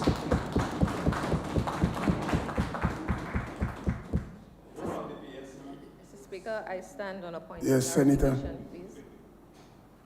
Go ahead. No, I didn't hear what you I said. stand on a point of clarification. Yes. You have to indicate that clearly before. Mr. Speaker, in It's okay. reference to the housing in the Kalinago territory as it relates to the World Bank program and also to the housing program related to the men. Can I go ahead? Yes, yes, yes. Okay. Mr. Speaker, in regards to the World Bank program and the fact that the indigenous people were complaining about having homes that would reflect their tradition. As you know, in 2000, this government ratified the ILO Convention for the Indigenous People, which gave them the right to be able to communicate with these people and consult with them before any major project goes on. Mr. Speaker, this consultation, it's available on the government's website, where the World Bank program met with the indigenous people. And the indigenous group that they met told them that this was one of the requirements and recommendations to the project, Mr. Speaker. And yeah, but what's the point of clarification? Because you are back in the debate. The project still went ahead and constructed the concrete homes. Yeah, but I cannot allow you to. It's like you back in the debate. It's not a point of I'm just clarification. clarifying If you were that clarifying this is- something that the this is minister not- said, so please take your seat because you are back in the debate. You know? No, your mic is off.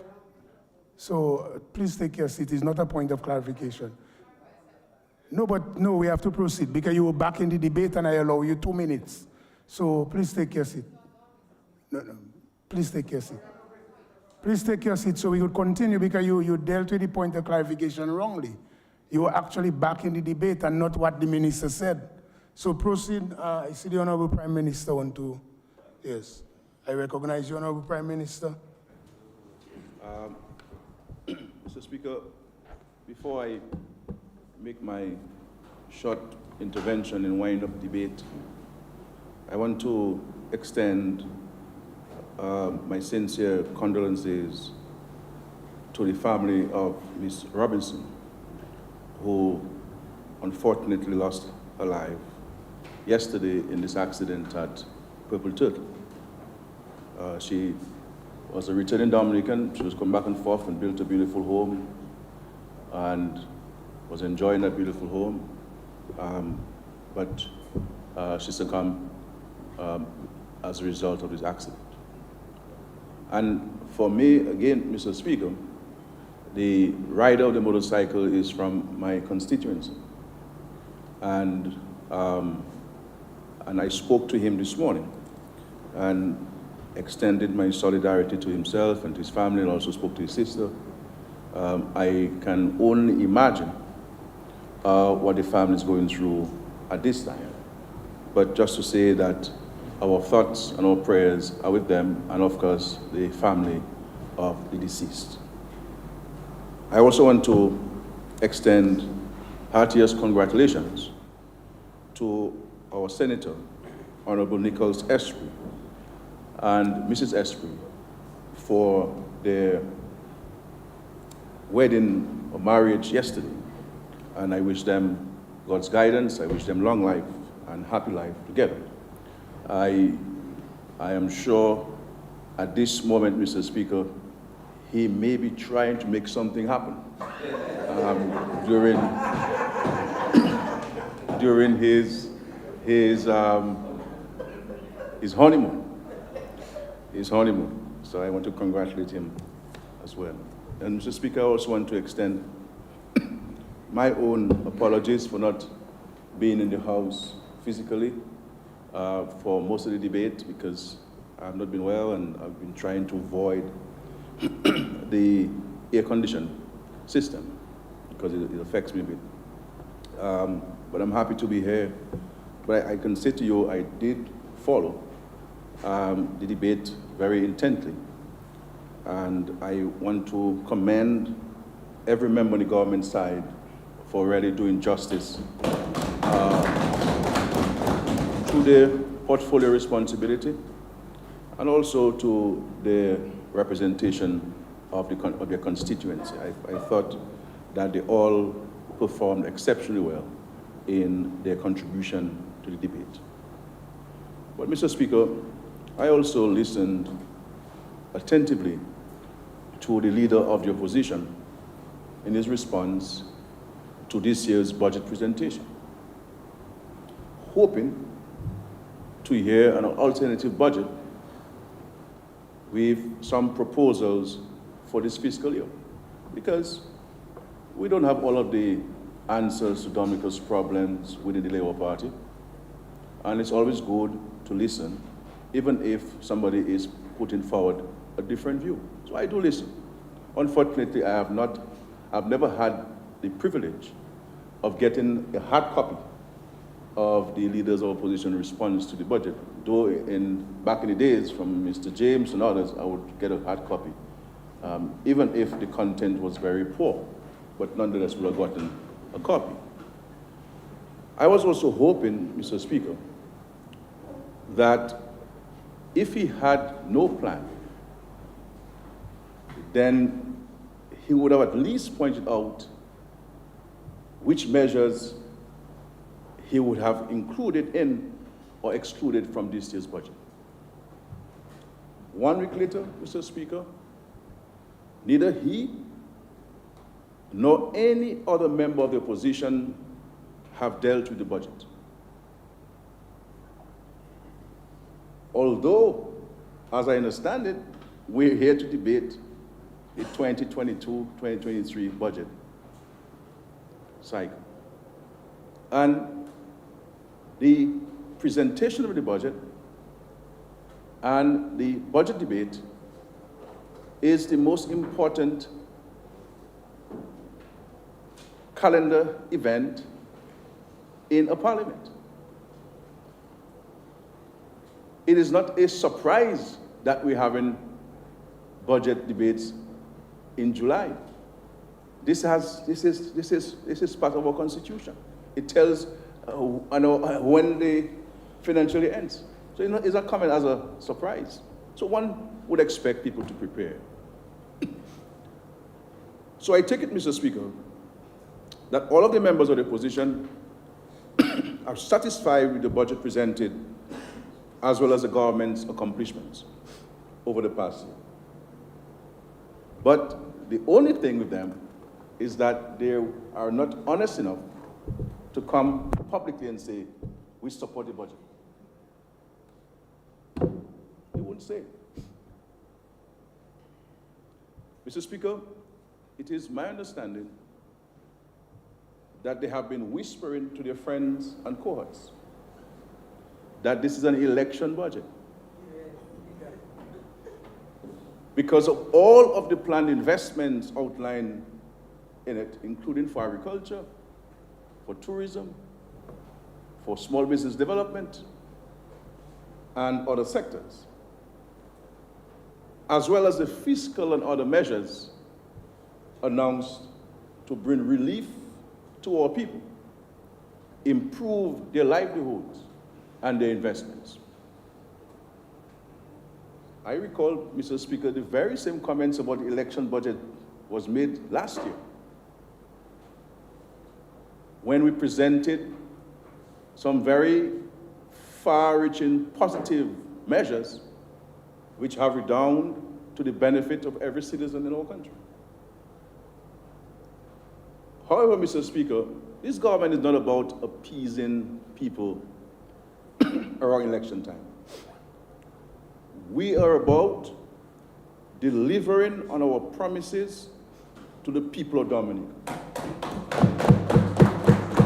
Whether we're in the first year, second year, third year, or fourth year of an election cycle, we're ensuring the well-being and welfare of our country, our citizens, developing a sustainable economy, and building a resilient Dominica. And people who know me know that I don't play games, neither do I take people for granted, and neither do I make promises that I can't keep. I'm not in this business. Whether it's election year or the first year of the elections, I treat every day with seriousness. And we do all of these things, Mr. Speaker, all of these things, because we are here as a government, as a party, to serve the people. To serve the people and to serve them to the best of our abilities. And this is why, Mr. Speaker, the people of this country have elected the Dominican Labour Party for 5 consecutive terms. And there is absolutely no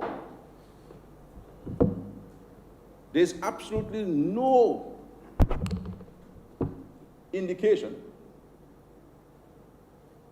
based on what the people are saying, that this Labour Party will not be back for 6th term in government. Because we have been delivering to the people of this country. Mr. Speaker, I have received very positive feedback on the 2022-2023 budget from Dominicans, both here and abroad. Residents here in Dominica, well-wishers, and some international people in the international community, and even some of my colleagues in the region. Because people marvel how in the midst of this crisis, you are building homes for Dominicans. But not only building homes for Dominicans, how are you giving to them free of charge? How do you sustain it? And my simple, humble response to them is that God continues to provide. That's it.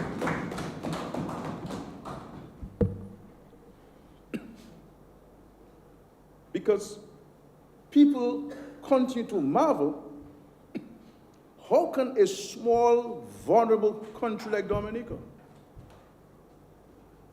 having been battered by Tropical Storm Erica, brought to its knees by Hurricane Maria, battling this COVID-19 for the last 2 years, and now the Russia-Ukraine war, that this government continues to transform the landscape of this country with extensive investments in the growth sectors, infrastructure, and the people of Dominica. Mr. Speaker, that is why the opposition had absolutely nothing to say, nothing to contribute to this debate. Nothing. And I believe in my heart, sincerely, that the country could be better served if we had a more constructive opposition.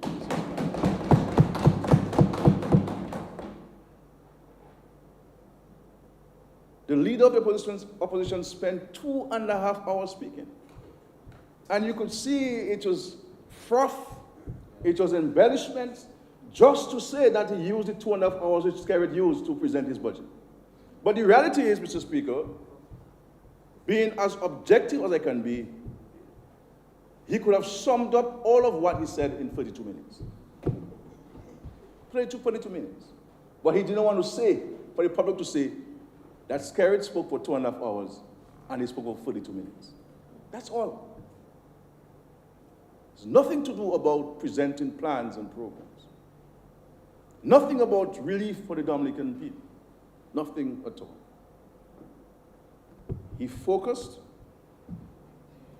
on his usual dangerous rhetoric about the CBI,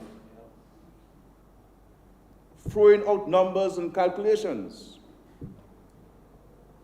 that not even he could understand, Mr. Speaker. All in an effort to deliberately mislead Dominicans, create a bad image of our country, and undermine the greatest source of non-tax revenue for the people of Dominica. That's the intention. And when I listen to him, based on his own calculations, he's saying that we collected less in the 2 years after than we should have in the 2 years after Maria. And then he says we collected more in the last 2 years based on these calculations than we should have.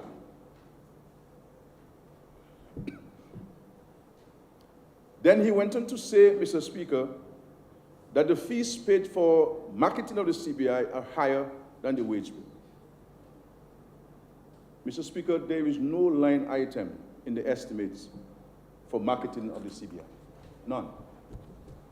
Instead, there is an expenditure line item for the CBI program, which includes fees paid for marketing, due diligence conducted on all applicants to the program, and some of the other expenditure related to that program. Therefore, it is sensible for one to conclude that this was a deliberate attempt by the leader of the opposition to mislead the public. That's what. And I want to say to Dominicans, never for once believe that the attack on the CBI program is an attack on Roosevelt's character. This is a calculated attack on our country. And we all have seen and continue to see and benefit from in this country the positive impacts of the CBI on our country. A country that was ravaged by Maria. How could we have financed the construction of 380 homes in Belleville-Chopin to include a new water system and infrastructure? Just do the maths and understand the cost of these things. How could we have built hundreds of homes across Dominica for Dominicans, resilient homes? Take loans? Who is going to pay the loans?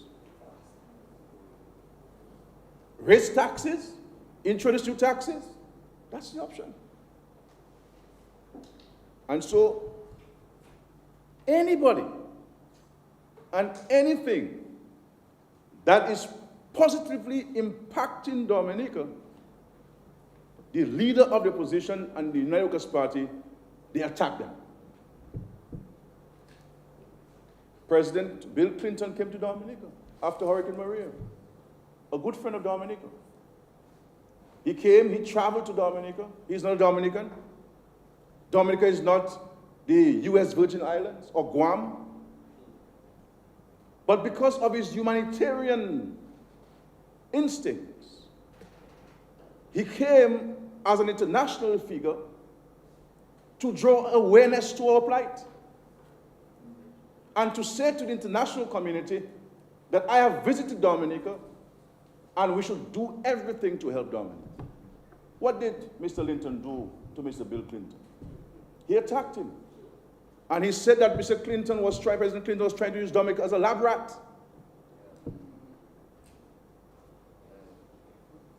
And 48 hours later, he took down that post from his Facebook page because somebody built sense in his head.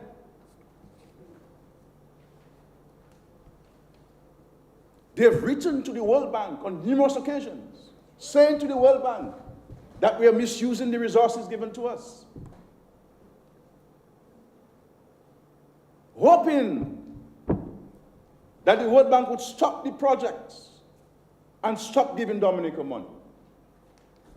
They wrote to UNESCO, Mr. Speaker, saying to UNESCO that we are damaging the World Heritage Site for the construction of the East Coast Road. When we came here to demarcate a portion of land to build one of the best hotels in the Caribbean today, Kempinski, Mr. Speaker. They wrote to UNESCO, they wrote to the international community, saying that we are using national park lands to build a hotel. And when UNESCO wrote to the Ministry of Foreign Affairs, I took responsibility for responding to UNESCO. And when I responded to them, they responded acknowledging that what they had given clearly was not factual. They have disparaged Sam Raphael. First, they told him, don't work in this government, don't build no hotel. And the moment Sam Raphael decided that he was going to build the hotel, all hell broke loose. All hell broke loose. We have seen the vilification of the Chinese government in Dominica by the Workers' Party because they help in Dominica.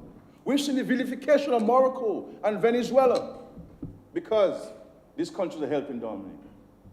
And when the Minister of Foreign Affairs brought a resolution to the House, a motion to the House, for the Parliament of Dominica to stand in solidarity with a friend that has assisted thousands of Dominicans to be educated today, the Cuban people.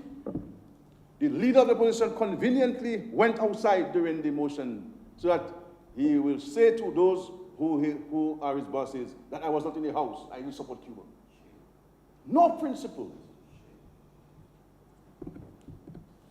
And these are the people that you want to run this country? These are the people that we want to run this country? And they have been unrelenting in their attacks on MMC simply because MMC has partnered with this government to bring about projects and programs to Dominica. So they'll attack the CBI, they're attacking institutions which are helping Dominica, they're attacking countries that have partnered with us to build a prosperous Dominica, and they're attacking individuals. Anybody in Dominica, anybody in the world who says anything positively, whether you're a priest or pastor or bishop, Mr. Linton will go after you. And that is what it is. So I want to caution Dominicans with their folly about these people. And then he moved to Dominica's debt to GDP ratio. And based on the statistics he presented, it was clear that Dominica's debt to GDP rose as a result of sharp declines in GDP. After Tropical Storm Erica, Hurricane Maria, and during the COVID-19 pandemic.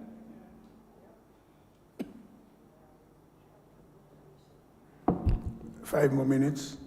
Note, Mr. Speaker, that Dominica's debt to GDP ratio was 68.9% in 2015. 68.9% of GDP in 2015. Moving, and the intention there, Mr. Speaker, was by 2020, 10 years in advance of the mandate given to by the Monetary Council to achieve 60% of debt to GDP. Dominica would have achieved this 10 years in advance. And as Minister of Finance, I was even saving money with the intention of paying off all our domestic debt in the first instance, and then to pay off our foreign debt. And at that time, Mr. Speaker, by the time Hurricane Maria hit, we had about $380 million in our account. Because my intention was to clear the national debt, keep us disciplined by continuing to pay into an account as if we were still at national debt, so that we could have monies for current and future generations to use to build an independent nation.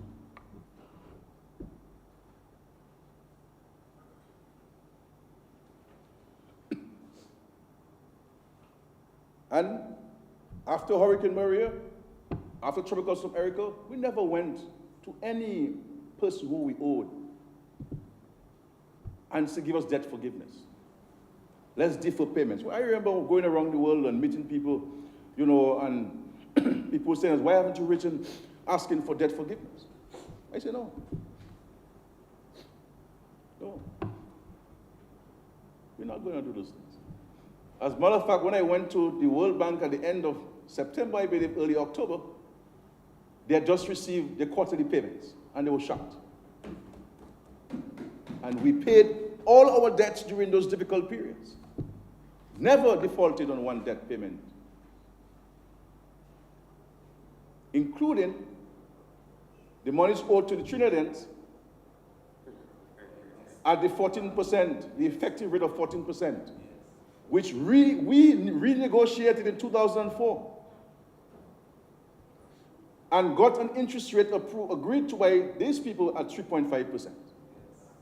So we took it from 14% to 3.5%, and we are still paying today. And at the end of every financial year, Mr. Speaker, we must find about $11 million to pay into this account. $11 million we must find by June 30 every year to pay for this.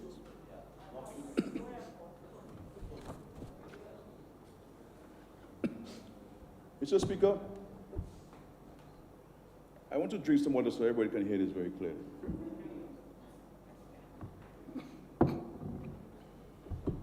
Mr. Speaker, like I have said before to this House and to this country, I do not intend to continue living in state-paid property for much longer.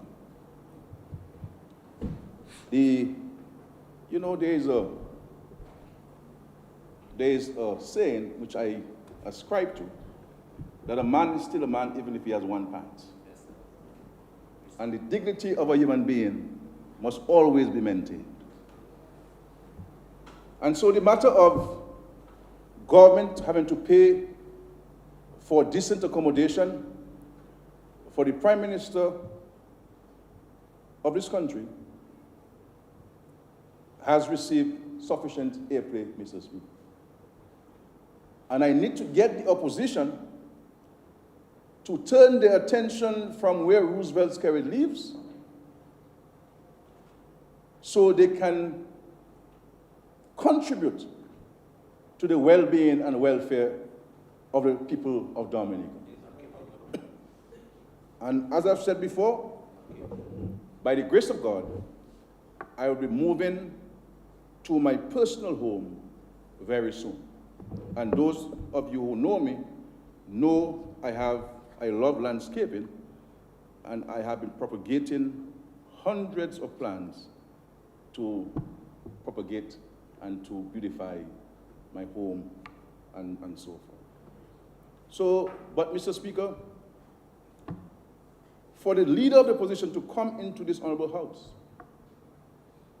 and deliberately state that the rent for the residence of the Prime Minister was paid without the approval of Parliament is grossly malicious and clearly intended to again mislead the public. And I don't know, and I wanted to state this thing on the record because it was not objected to. Mr. Speaker, government has been renting properties for houses for judges, magistrates, nurses, doctors, customs officers, and various government offices. Have you ever seen a line item in the estimates requesting the approval of Parliament for any of these rentals?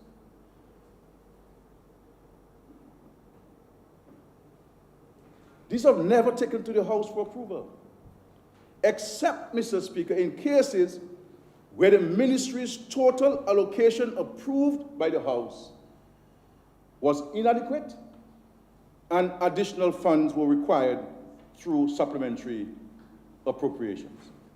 That's how it is done. 1 minute. 20 more minutes. Mr. Speaker, I move that the Honourable Prime Minister be granted an additional 20 minutes to conclude the debate on the national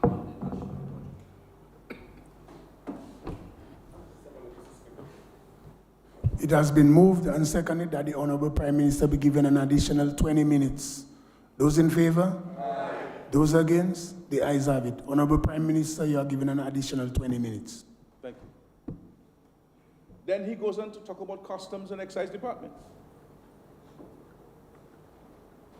The Honorable Linton spoke about the customs and limiting the importation of barrels into Dominica.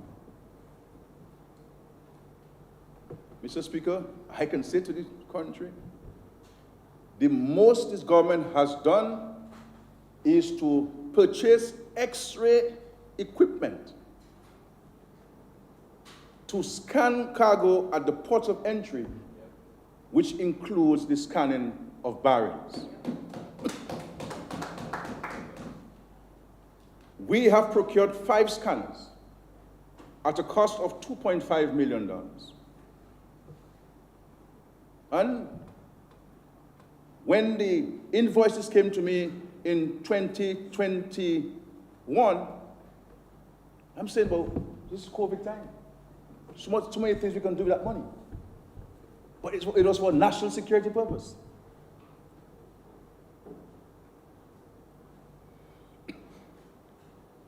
This is not to restrict barrels. And you see, Mr. Speaker, clearly someone told Mr. Linton something. He did not come to ask the question to educate or inform himself. And that's the danger of it. And he comes and he makes a statement, in his mind, a statement of fact, to mislead the people.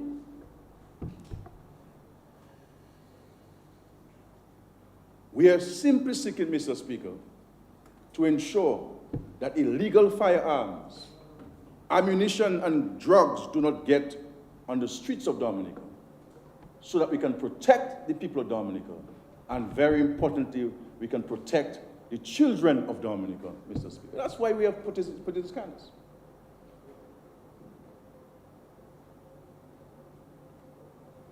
And to ensure that our country remains one of the safest places in the world.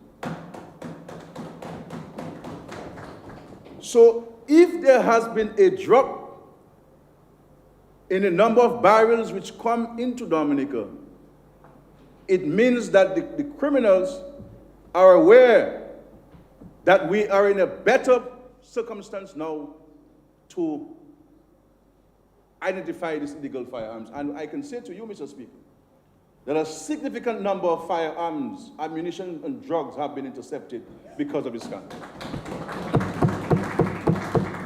And the issue of small arms, Mr. Speaker, ammunition is a major problem throughout the world. It's a major problem that preoccupies the minds of every security agency in the Caribbean. And so instead of coming to commend the government, he's seeking to give the people the impression that the government has passed a policy and we're not allowing people to bring in food and clothes and things that in medicine in barrels anymore because of our policy. That's what it's been.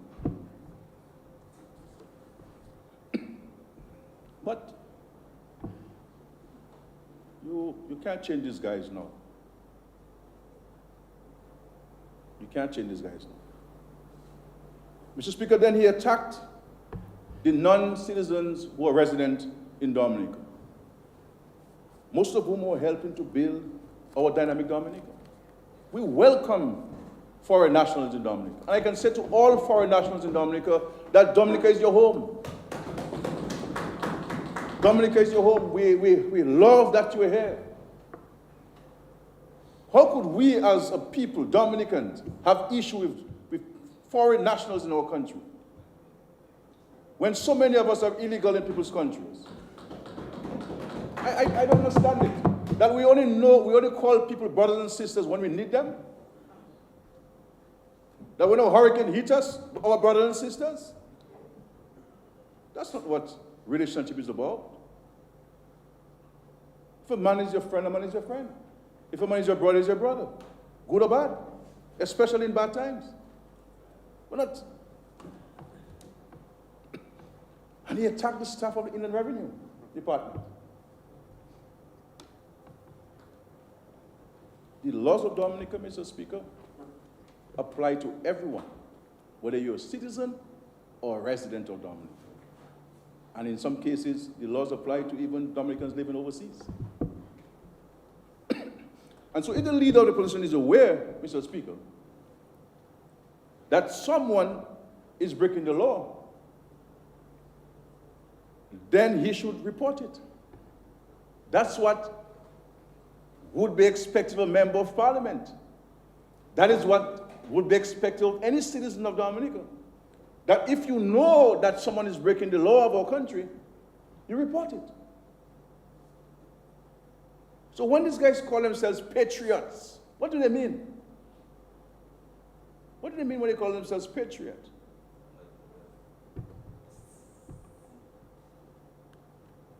But to make this statement that non-residents are not welcome in Dominica is unfortunate, coming from the leader of the opposition of our country. And someone who was deported from Antigua for working without a work permit.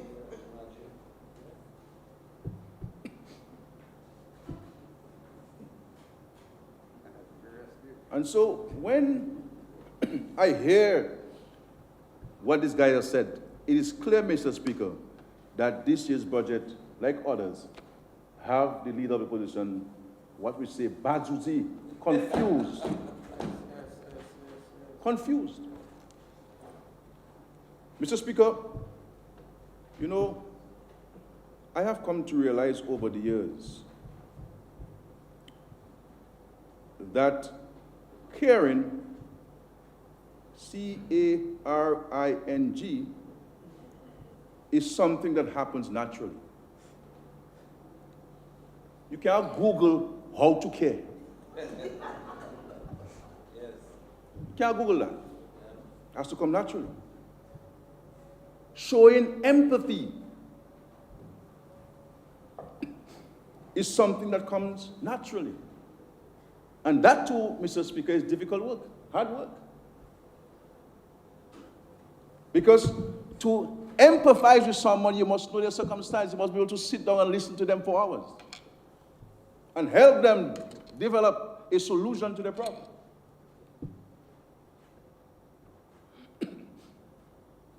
And there's some people, as I say, Mr. Speaker, no matter how hard they try, they will never be able to care. They will never be able to empathize with people. Because these things come naturally. And so, when I heard him talk about housing for Marigot, I said, well, this guy must be the member of parliament for Marigot in St. Martin. Because clearly that's someone who is out of touch, someone who is indifferent, someone who doesn't care, someone who shows no empathy to his people, to not be aware that his people are benefiting and have been benefiting from housing over the years, Mr. Speaker.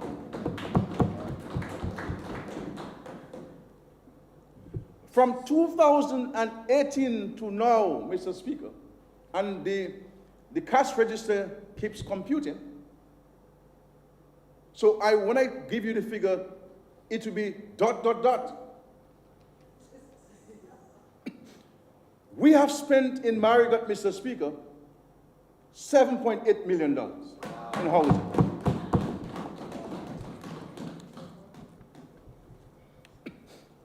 $1.506 million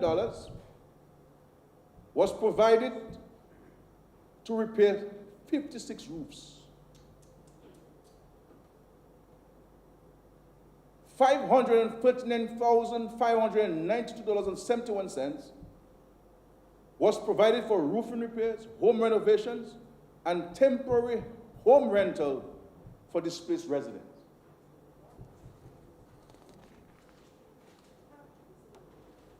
In partnership with an international organization, and Comrade Riviere, who has been representing the interests of people, knows about the details.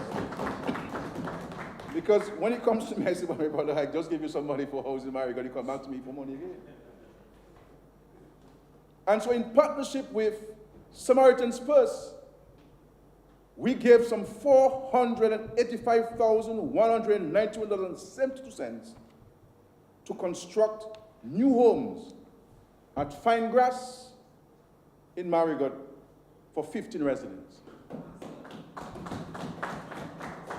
So we joined at Sam's Gutter, we joined resources with Samaritan's Purse. The government provided material, and Samaritan's Purse had some money, and they provided the labor, Mr. Speaker. And I will tell you what people tell me, you know, I'm integrally involved in this. Eradication of pit latrines, $183,285.90 was spent to help eradicate pit latrines in Marigot constituency. 7 new homes were constructed at camp in Melvin Hall for 7 families who are now resident in there. And when you see where they came from, Mr. Speaker, to where they are now, it's a palace, Mr. Speaker. $2,168,649.51 was spent.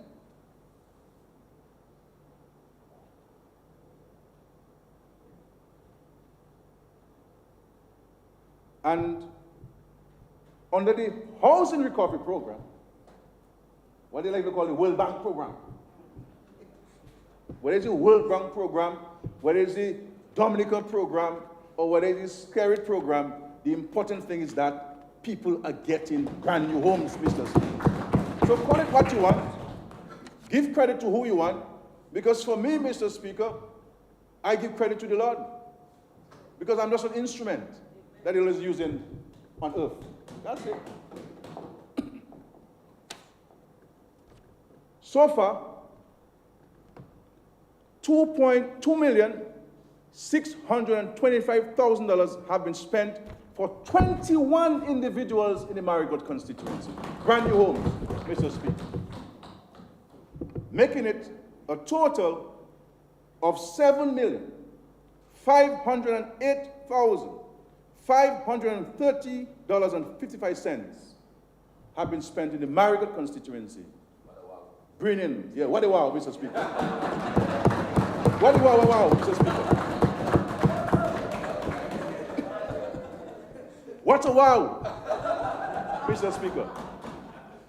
And these guys come here and they're giving the people of Dominica the impression, and giving the lovely, wonderful people of Marigot the impression that the government doesn't like Marigot. Scary doesn't like Marigot. Marigot is one of the best communities in Dominica, Mr. Speaker.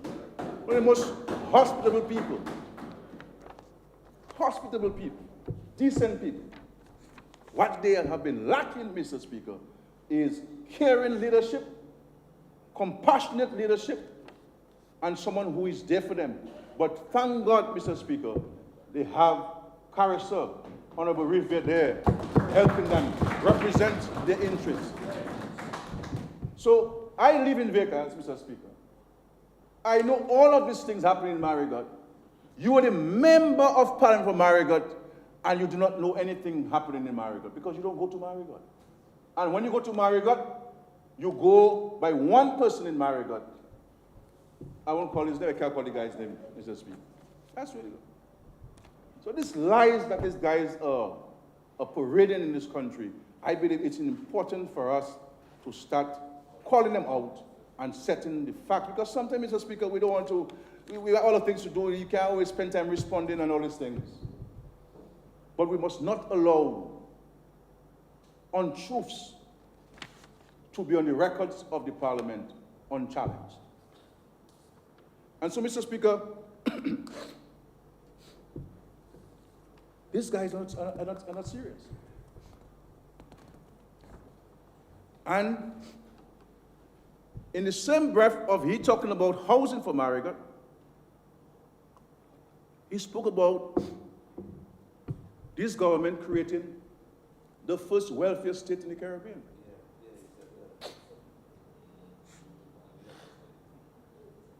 And what does that mean? When you say welfare state, what the state does in the case like that, it provides for the vulnerable, for the less fortunate, for the indigent, for those who, because of their circumstance, cannot fend for themselves. And a conscious, conscientious, caring, empathetic government will always find the resources to respond to the needs of the people, especially the less fortunate. And I have made it very clear, Mr. Speaker, I will never, as long as I'm here, I will never give up my commitment to the less fortunate among us in this country. And I'm saying this to my party, that we must never forget where we came from as a people, Mr. Speaker. Never believe that you were born with what you have now. We are standing on the sacrifices of many people, including these poor people, Mr. Speaker. I could have come here and said, Mr. Speaker, that I struggle to pay for university.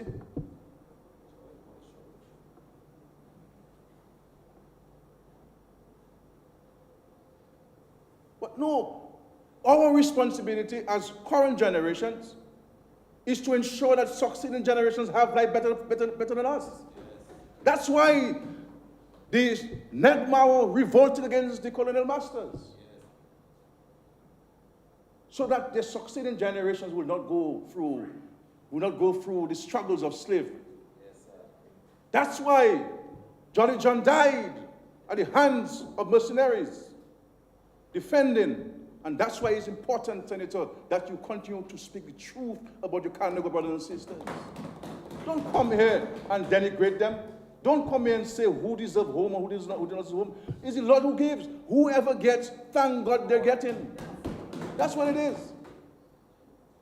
Must never do this. And let me tell you, Dominica, when you talk about the welfare state, it means that the UDOLP is against the SUK program. It means that they're against housing. It means that they are against the $300 that people 70 and over are getting. It means that they're against the free tuition fees at the state college that our young people are benefiting from and educating themselves. It means that they're against the free books and free uniforms and school bags that are given to scores of children across Dominica. It means that they're against the free medical care that 60 and over and 18 and younger people are getting in Dominica. It means that, Mr. Speaker, that the $500 that we give for school transfer grants to ensure that every child who passes the common entrance or city national assessment exams can start school with a free school shoe, a new shirt, and move away from the hand-me-down that we've been accustomed to in this country. It means that the scores of young Dominicans who get scholarships and grants to study overseas, most of whom parents cannot even go to the bank to get a loan to study at universities. That's what they call a welfare state, Mr. Speaker. It means that the grants we're giving to farmers through inputs and cash, that we should stop it. Because in their words, we are creating a welfare state. And we must always defend the less fortunate in this country, Mr. Speaker.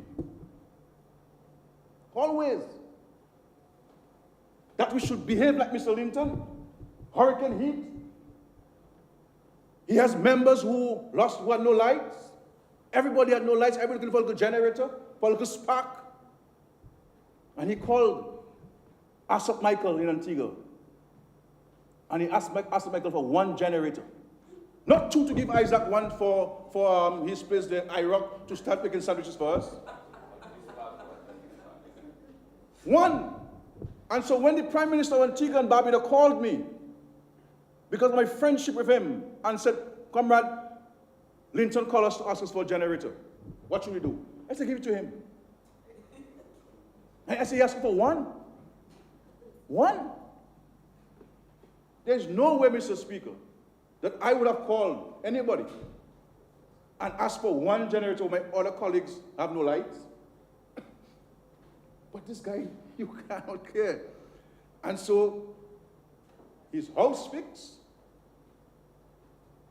roof up, and he has made no representation to anyone, for anybody else. Instead, he's gone everywhere in the world, including when we were at the United Nations, seeking to raise funds. He was outside telling countries, do not give Dominica money. He went to Algeria to meet the Polisario. He said in a press statement that they promised him assistance, fertilizers and everything else, money and everything else. Where's the money? Where's the fertilizer? Where's the assistance? That's 2017, Mr. Speaker, October. And when the World Bank asked me to come to Washington, and they say we only can give you $60 million, I call a press conference. 2 more minutes. Oh, 10. Madam Speaker, I move that the Honourable Prime Minister be granted an additional 10 minutes to complete his presentation on the conclusion of the budget debate. Seconded, Mr. Speaker. It has been moved and seconded that the Honorable Prime Minister be given an additional 10 minutes. Those in favor? Aye. Those against? The ayes have it. Honorable Prime Minister, I will try additional my 10 best minutes. to stick within that 10 minutes, Mr. Speaker. And so, Mr. Speaker, they have gone out there to deny the people of Dominica an opportunity. And so, Mr. Speaker, what I have just listed are really the main points presented by the leader of the opposition. It is obvious, Mr. Speaker, that he has no vision. No vision of his own for the development of Dominica or its people.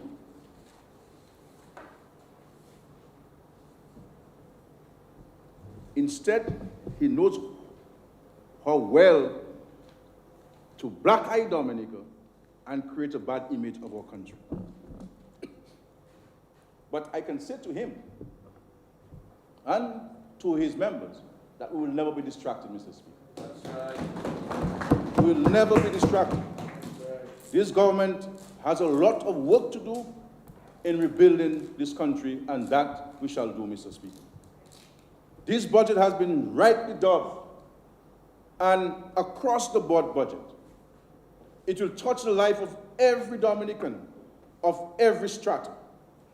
We have accounted for the youth, for entrepreneurs, the vulnerable, the Kanlago people, farmers and agro-processors, and the fiscal measures to bring relief to vehicle owners of all grades, as well as electricity consumers in our country. These are targeted measures, Mr. Speaker, designed to give citizens a boost, providing a cushion in light of the current realities of the global economy.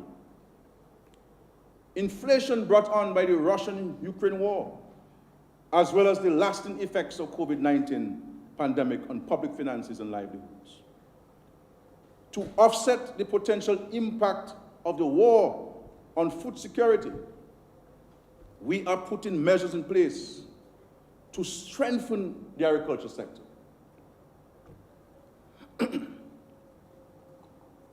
This builds on the investments we have made over the several years, Mr. Speaker, to support our farmers and increase production.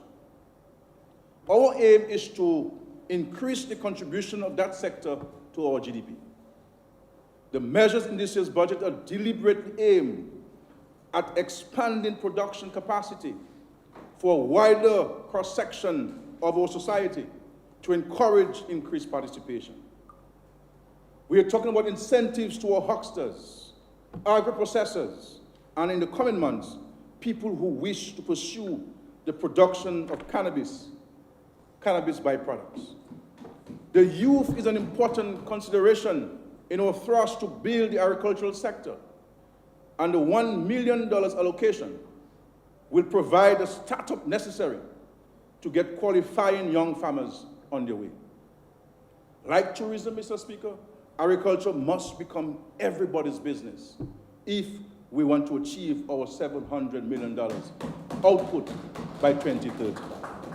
We have adopted a people's development approach This is about people. We could have come here and say things are tight with government. We're going to tighten up, no fiscal measures. Let us. No. We understand how people live. And we understand the dreams and aspirations of Dominicans. And so when the Senator Sanford says that we are spending too much, this is a time when governments must spend if they have the money to spend. That's what it is, Mr. Speaker. Because the government must give the people the hope, the motivation, the boost, and that's what this budget is doing, and that's what the people of Dominica are saying, that they're so happy about this budget, Mr. Speaker. Though they're saying they don't expect all of that, because they know how things be. Dominicans are not irresponsible. Dominicans are not selfish people. They know and they understand. They're bright people, sensible people, Mr. Speaker. And so, every project conceptualized and implemented by this government considers the future of our people, the job creation of everyone willing to work and enjoy a fruitful life in Dominica. We have encouraged our people, including the youth, to prepare themselves for the sustainable jobs we are creating in agriculture. Tourism, the several projects about to get underway, Mr. Speaker, in tourism. And you heard what the Leisure magazine said about Dominica. International transport, specialized jobs with commissioning of the international airport. The digital economy that has created opportunities for so many young people earning decent pay, resting at their homes, can do other things, working for international firms. We're not sitting on our heads, Mr. Speaker. And neither are we sitting on our hands in this government. Hard work, but we are committed to it. The construction sector, Mr. Speaker, geothermal energy, and other services, all get to creating sustainable jobs, better paying jobs for people. This government remains focused on the creation of a dynamic Dominica. We have time and time again overcome the odds. No government in the history of this country, no government in this Caribbean has been tested by natural disasters and external shocks by this government, Mr. Speaker. None. The Lord has been testing us like Job, but we are not a people of little faith. Because he always says he will not give you more than you can bear. And when you are tested, that's when you rise to the occasion. You dig deeper. It's not simple work. You're not coming to write to some editor and say all kind of nonsense about the country. Inflammatory things. No. We have displayed, Mr. Speaker, a level of resilience admired the world over. Our only detractors is a small pocket of naysayers in this country who have no interest in this country progressing and meeting its development goals. For their own selfish reasons, Mr. Speaker, they engage in daily attempts to derail this country. It has not worked, and it will never work, Mr. Speaker. It will never work. All the attempts will come to naught, Mr. Speaker, as it has done in the past. And it will not work, Mr. Speaker, because God is with us. And it will not work, Mr. Speaker, because the vast majority of Dominicans appreciate what we're doing for them and for this country. You know, and this budget, Mr. Speaker, is a people's budget because of the participation of people. You know, Mr. Speaker, in the month of July alone, I met at the residence of the Prime Minister 432 Dominicans in small group sessions with a t-shirt, a pair of jeans, and a slippers, listening to them about their views. That's outside of the numerous consultations which the government held. Sometimes 5 days in a week, meeting people. And all of what is contained in this budget came about by consulting the people. by the ministers at the ministerial level engaging the people. And then we're coming together as a parliamentary group, not only cabinet, a parliamentary group, to decide what are the final things we bring in here. I'm not sure, Senator Marsden, that the leader of the opposition ever consulted you on anything in regards to the budget. No, there's no guidance. They have not gotten together and said, okay, what are we going to present to the nation? No. The first time they're hearing it is when he's presenting it. And the first time he's seeing it is when he's presenting it. But every member of parliament here gets a copy, a draft copy of the Minister of Finance speech. And they go for it. Obviously, ultimately, the final content will be decided by the Minister of Finance, Prime Minister. But there is a participatory approach. There's an involvement approach. So, I see my friend, he's a very good friend, but he got a little distracted, Senator Marsden. You know, but that's not a place for you to sit. That's not a place for you to sit. And for a young person, that's not a place for you to sit. And I'm saying to you, as a family friend, as a family, as a constituent, with no political interest where you stand. Because you know me and in the Vickers constituency. You know me and Penville. I mean, so but we can talk. we can talk. Because we can talk. And I think you have a contribution to make. Yeah, you think you have a contribution to make. So, Mr. Speaker, the government will identify the needs of our people and engage them in finding and implementing solutions to today's global challenges. We're implementing a people-first agenda which promotes sustainable, inclusive growth and builds resilience across all sectors for all our people. Mr. Speaker, notwithstanding our many challenges, Two more minutes. Dominicans have much to be thankful for. We thank God for His graces, His inspiration, His protection, and for His many blessings. With these gifts from God, we as a government have been able to put the gifts into action and allow them to multiply into many folds to progress this country. Our people are working hard, becoming more resilient. New businesses are emerging while existing businesses are expanding.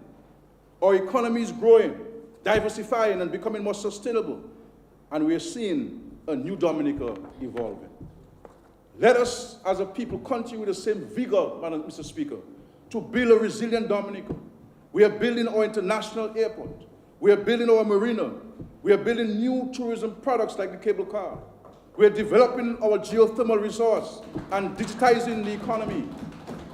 We are creating an enabling environment for agriculture, agro-processing, small businesses, manufacturing, tourism, and other sectors to expand and flourish, while at the same time, Mr. Speaker, ensuring that there is sufficient provision for the less fortunate, the vulnerable amongst us.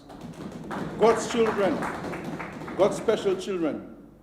We're investing to upgrade healthcare and housing infrastructure and ensuring a decent education for all, Mr. Speaker. In short, we are building a sustainable, resilient Dominica for all of us, and especially our children, those who are here and those yet born. All I will say, Mr. Speaker, in closing, on my constituency, is that they have a special kind of love for me. And I have a special kind of love for them. They have been with me all through, committed people, friendly and loyal people, Mr. Speaker. And I thank them for their undying support. That's all. I will not talk about projects and programs, Mr. Speaker, because love is the most important thing. And where there's love, anything can happen, and everything can happen. And I wish to invite all of Dominica. I hear people talking about village feast, and fed this and fed that. But I want to send a message to all who, in the hearing of my voice, especially someone who is 4 people down from me on my right, that the biggest feast anywhere in the Caribbean after the World Creole, as a matter of fact, Mr. Speaker, the World Creole Music Festival must watch it with the Fete Penville. With the Fete Penville. And Mr. Speaker, so I invite the whole of Dominica on the weekend of the 12th. 12th, right? It's a Friday. Or the 13th. To Penville. To Penville for a massive fete. We were interrupted by COVID, but we are back. Yes, I. And it is going to be bigger and better, Mr. Speaker. Bigger and better. And, but we have pork, we have chicken, and I can't say other things that we have. We have lots of things. 1 minute. Lots of things, Mr. Speaker, to welcome you, the most scenic and beautiful part of this country. So, thank you, Mr. Speaker. My fervent call to all of us in Dominica, that notwithstanding our differences, we have a Dominica to build. And let us work together. This government has open arms to engage you with your divergent views once it is done with the ultimate objective of having a better Dominica. We're open. And let us seek to close this political divide that is unnecessary in this country. Let us promote a culture of tolerance, a culture of peace, a culture of love among ourselves. And truth as we work towards building Dominica. And as long as people are prepared to earnestly and sincerely help and to work with this government, we are prepared to engage. But I'm warning anybody who seeks to undermine the well-being and welfare of Dominica, you'll be dealt with in the swiftest and most direct manner, Mr. Speaker, because this country has been through too much for anybody or any group of people to seek to undermine the future of this country and its welfare. We have a duty and an obligation. You know, I am not an American citizen, Mr. Speaker, and I don't think I'll ever become one. But I've read the oath of allegiance that when you become an American citizen, and I urge Dominicans to read that oath of allegiance, what it says, how it treats the citizens' regard for its patrimony. And I support it. I'm not casting it aside. I agree with every single word in this oath of allegiance to become a citizen of America. And this is why America has been a great country. This is why America came from a colony of the United Kingdom to be the largest economy in the world. Because people may have the differences, but when it comes to the protection of their country, Americans stand together. And so, Mr. Speaker, we are going to be focusing heavily on the budget implementation. As a matter of fact, we have our first meeting, joint meeting with Cabinet and Permanent Secretaries on Thursday to start putting things in place for an effective, efficient implementation of this year's budget. There are high hopes out there, and it is incumbent upon us as a government to ensure that we do not fail the people of this country. Mr. Speaker, thank you very much.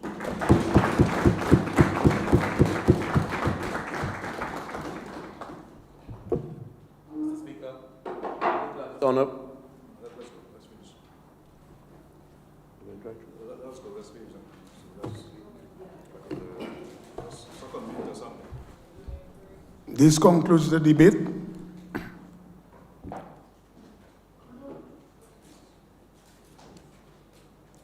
The estimate shall now be referred to the Committee of Supply of the whole House.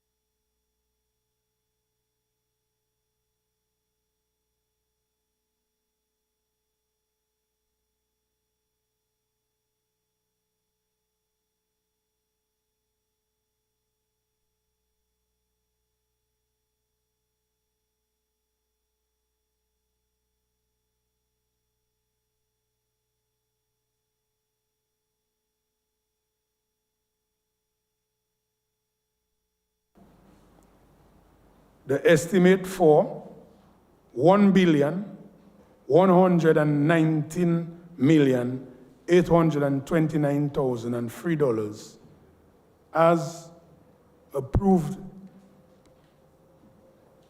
as presented for the capital and recurrent be approved. Those in favor? Aye. Those against? The ayes have it. Mr. Speaker, I move that the bill shortly entitled 2022-2023 Appropriation Act 2022 be read.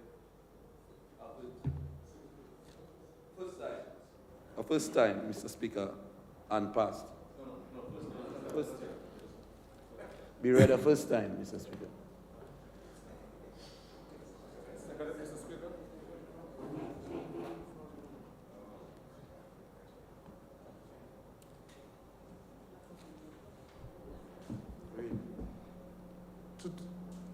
2022-2023 Appropriation Act 2022. The bill has been read a first time. Mr. Speaker,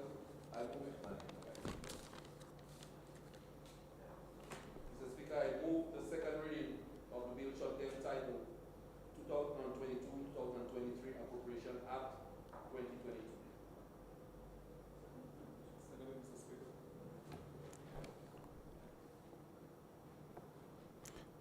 It has been moved and seconded that the bill shortly entitled 22-23 Appropriation Act 2022 be read a second time.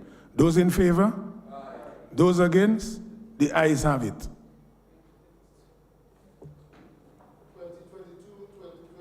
Appropriation Act 2022.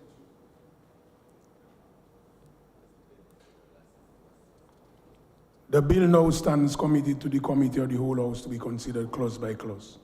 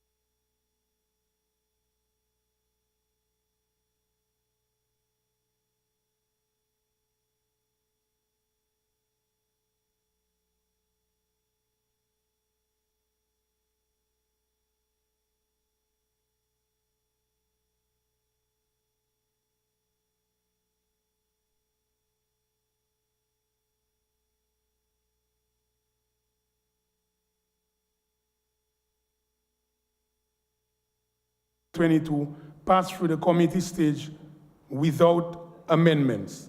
The question is that the report of the committee on the bill be adopted. Those in favor? Aye. Those against? The ayes have it. Mr. Speaker, I move that the bill shortly entitled 2022-2023 Appropriation Act be read a third time and passed. It has been moved and seconded that the bill shortly entitled 2022-2023 Appropriation Act 2022 be read a third time and passed. Those in favor? Aye. Those against? The ayes have it. The bill is passed. Go ahead, Klaus. Go ahead. 2022-2023 Appropriation Act 2022. The bill has been read a third time and passed accordingly.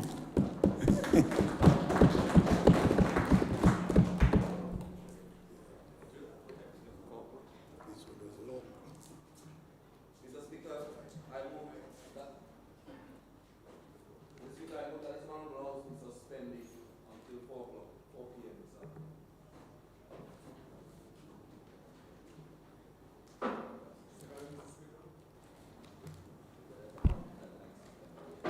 It has been moved and seconded that the House be suspended until 4 p.m. this afternoon.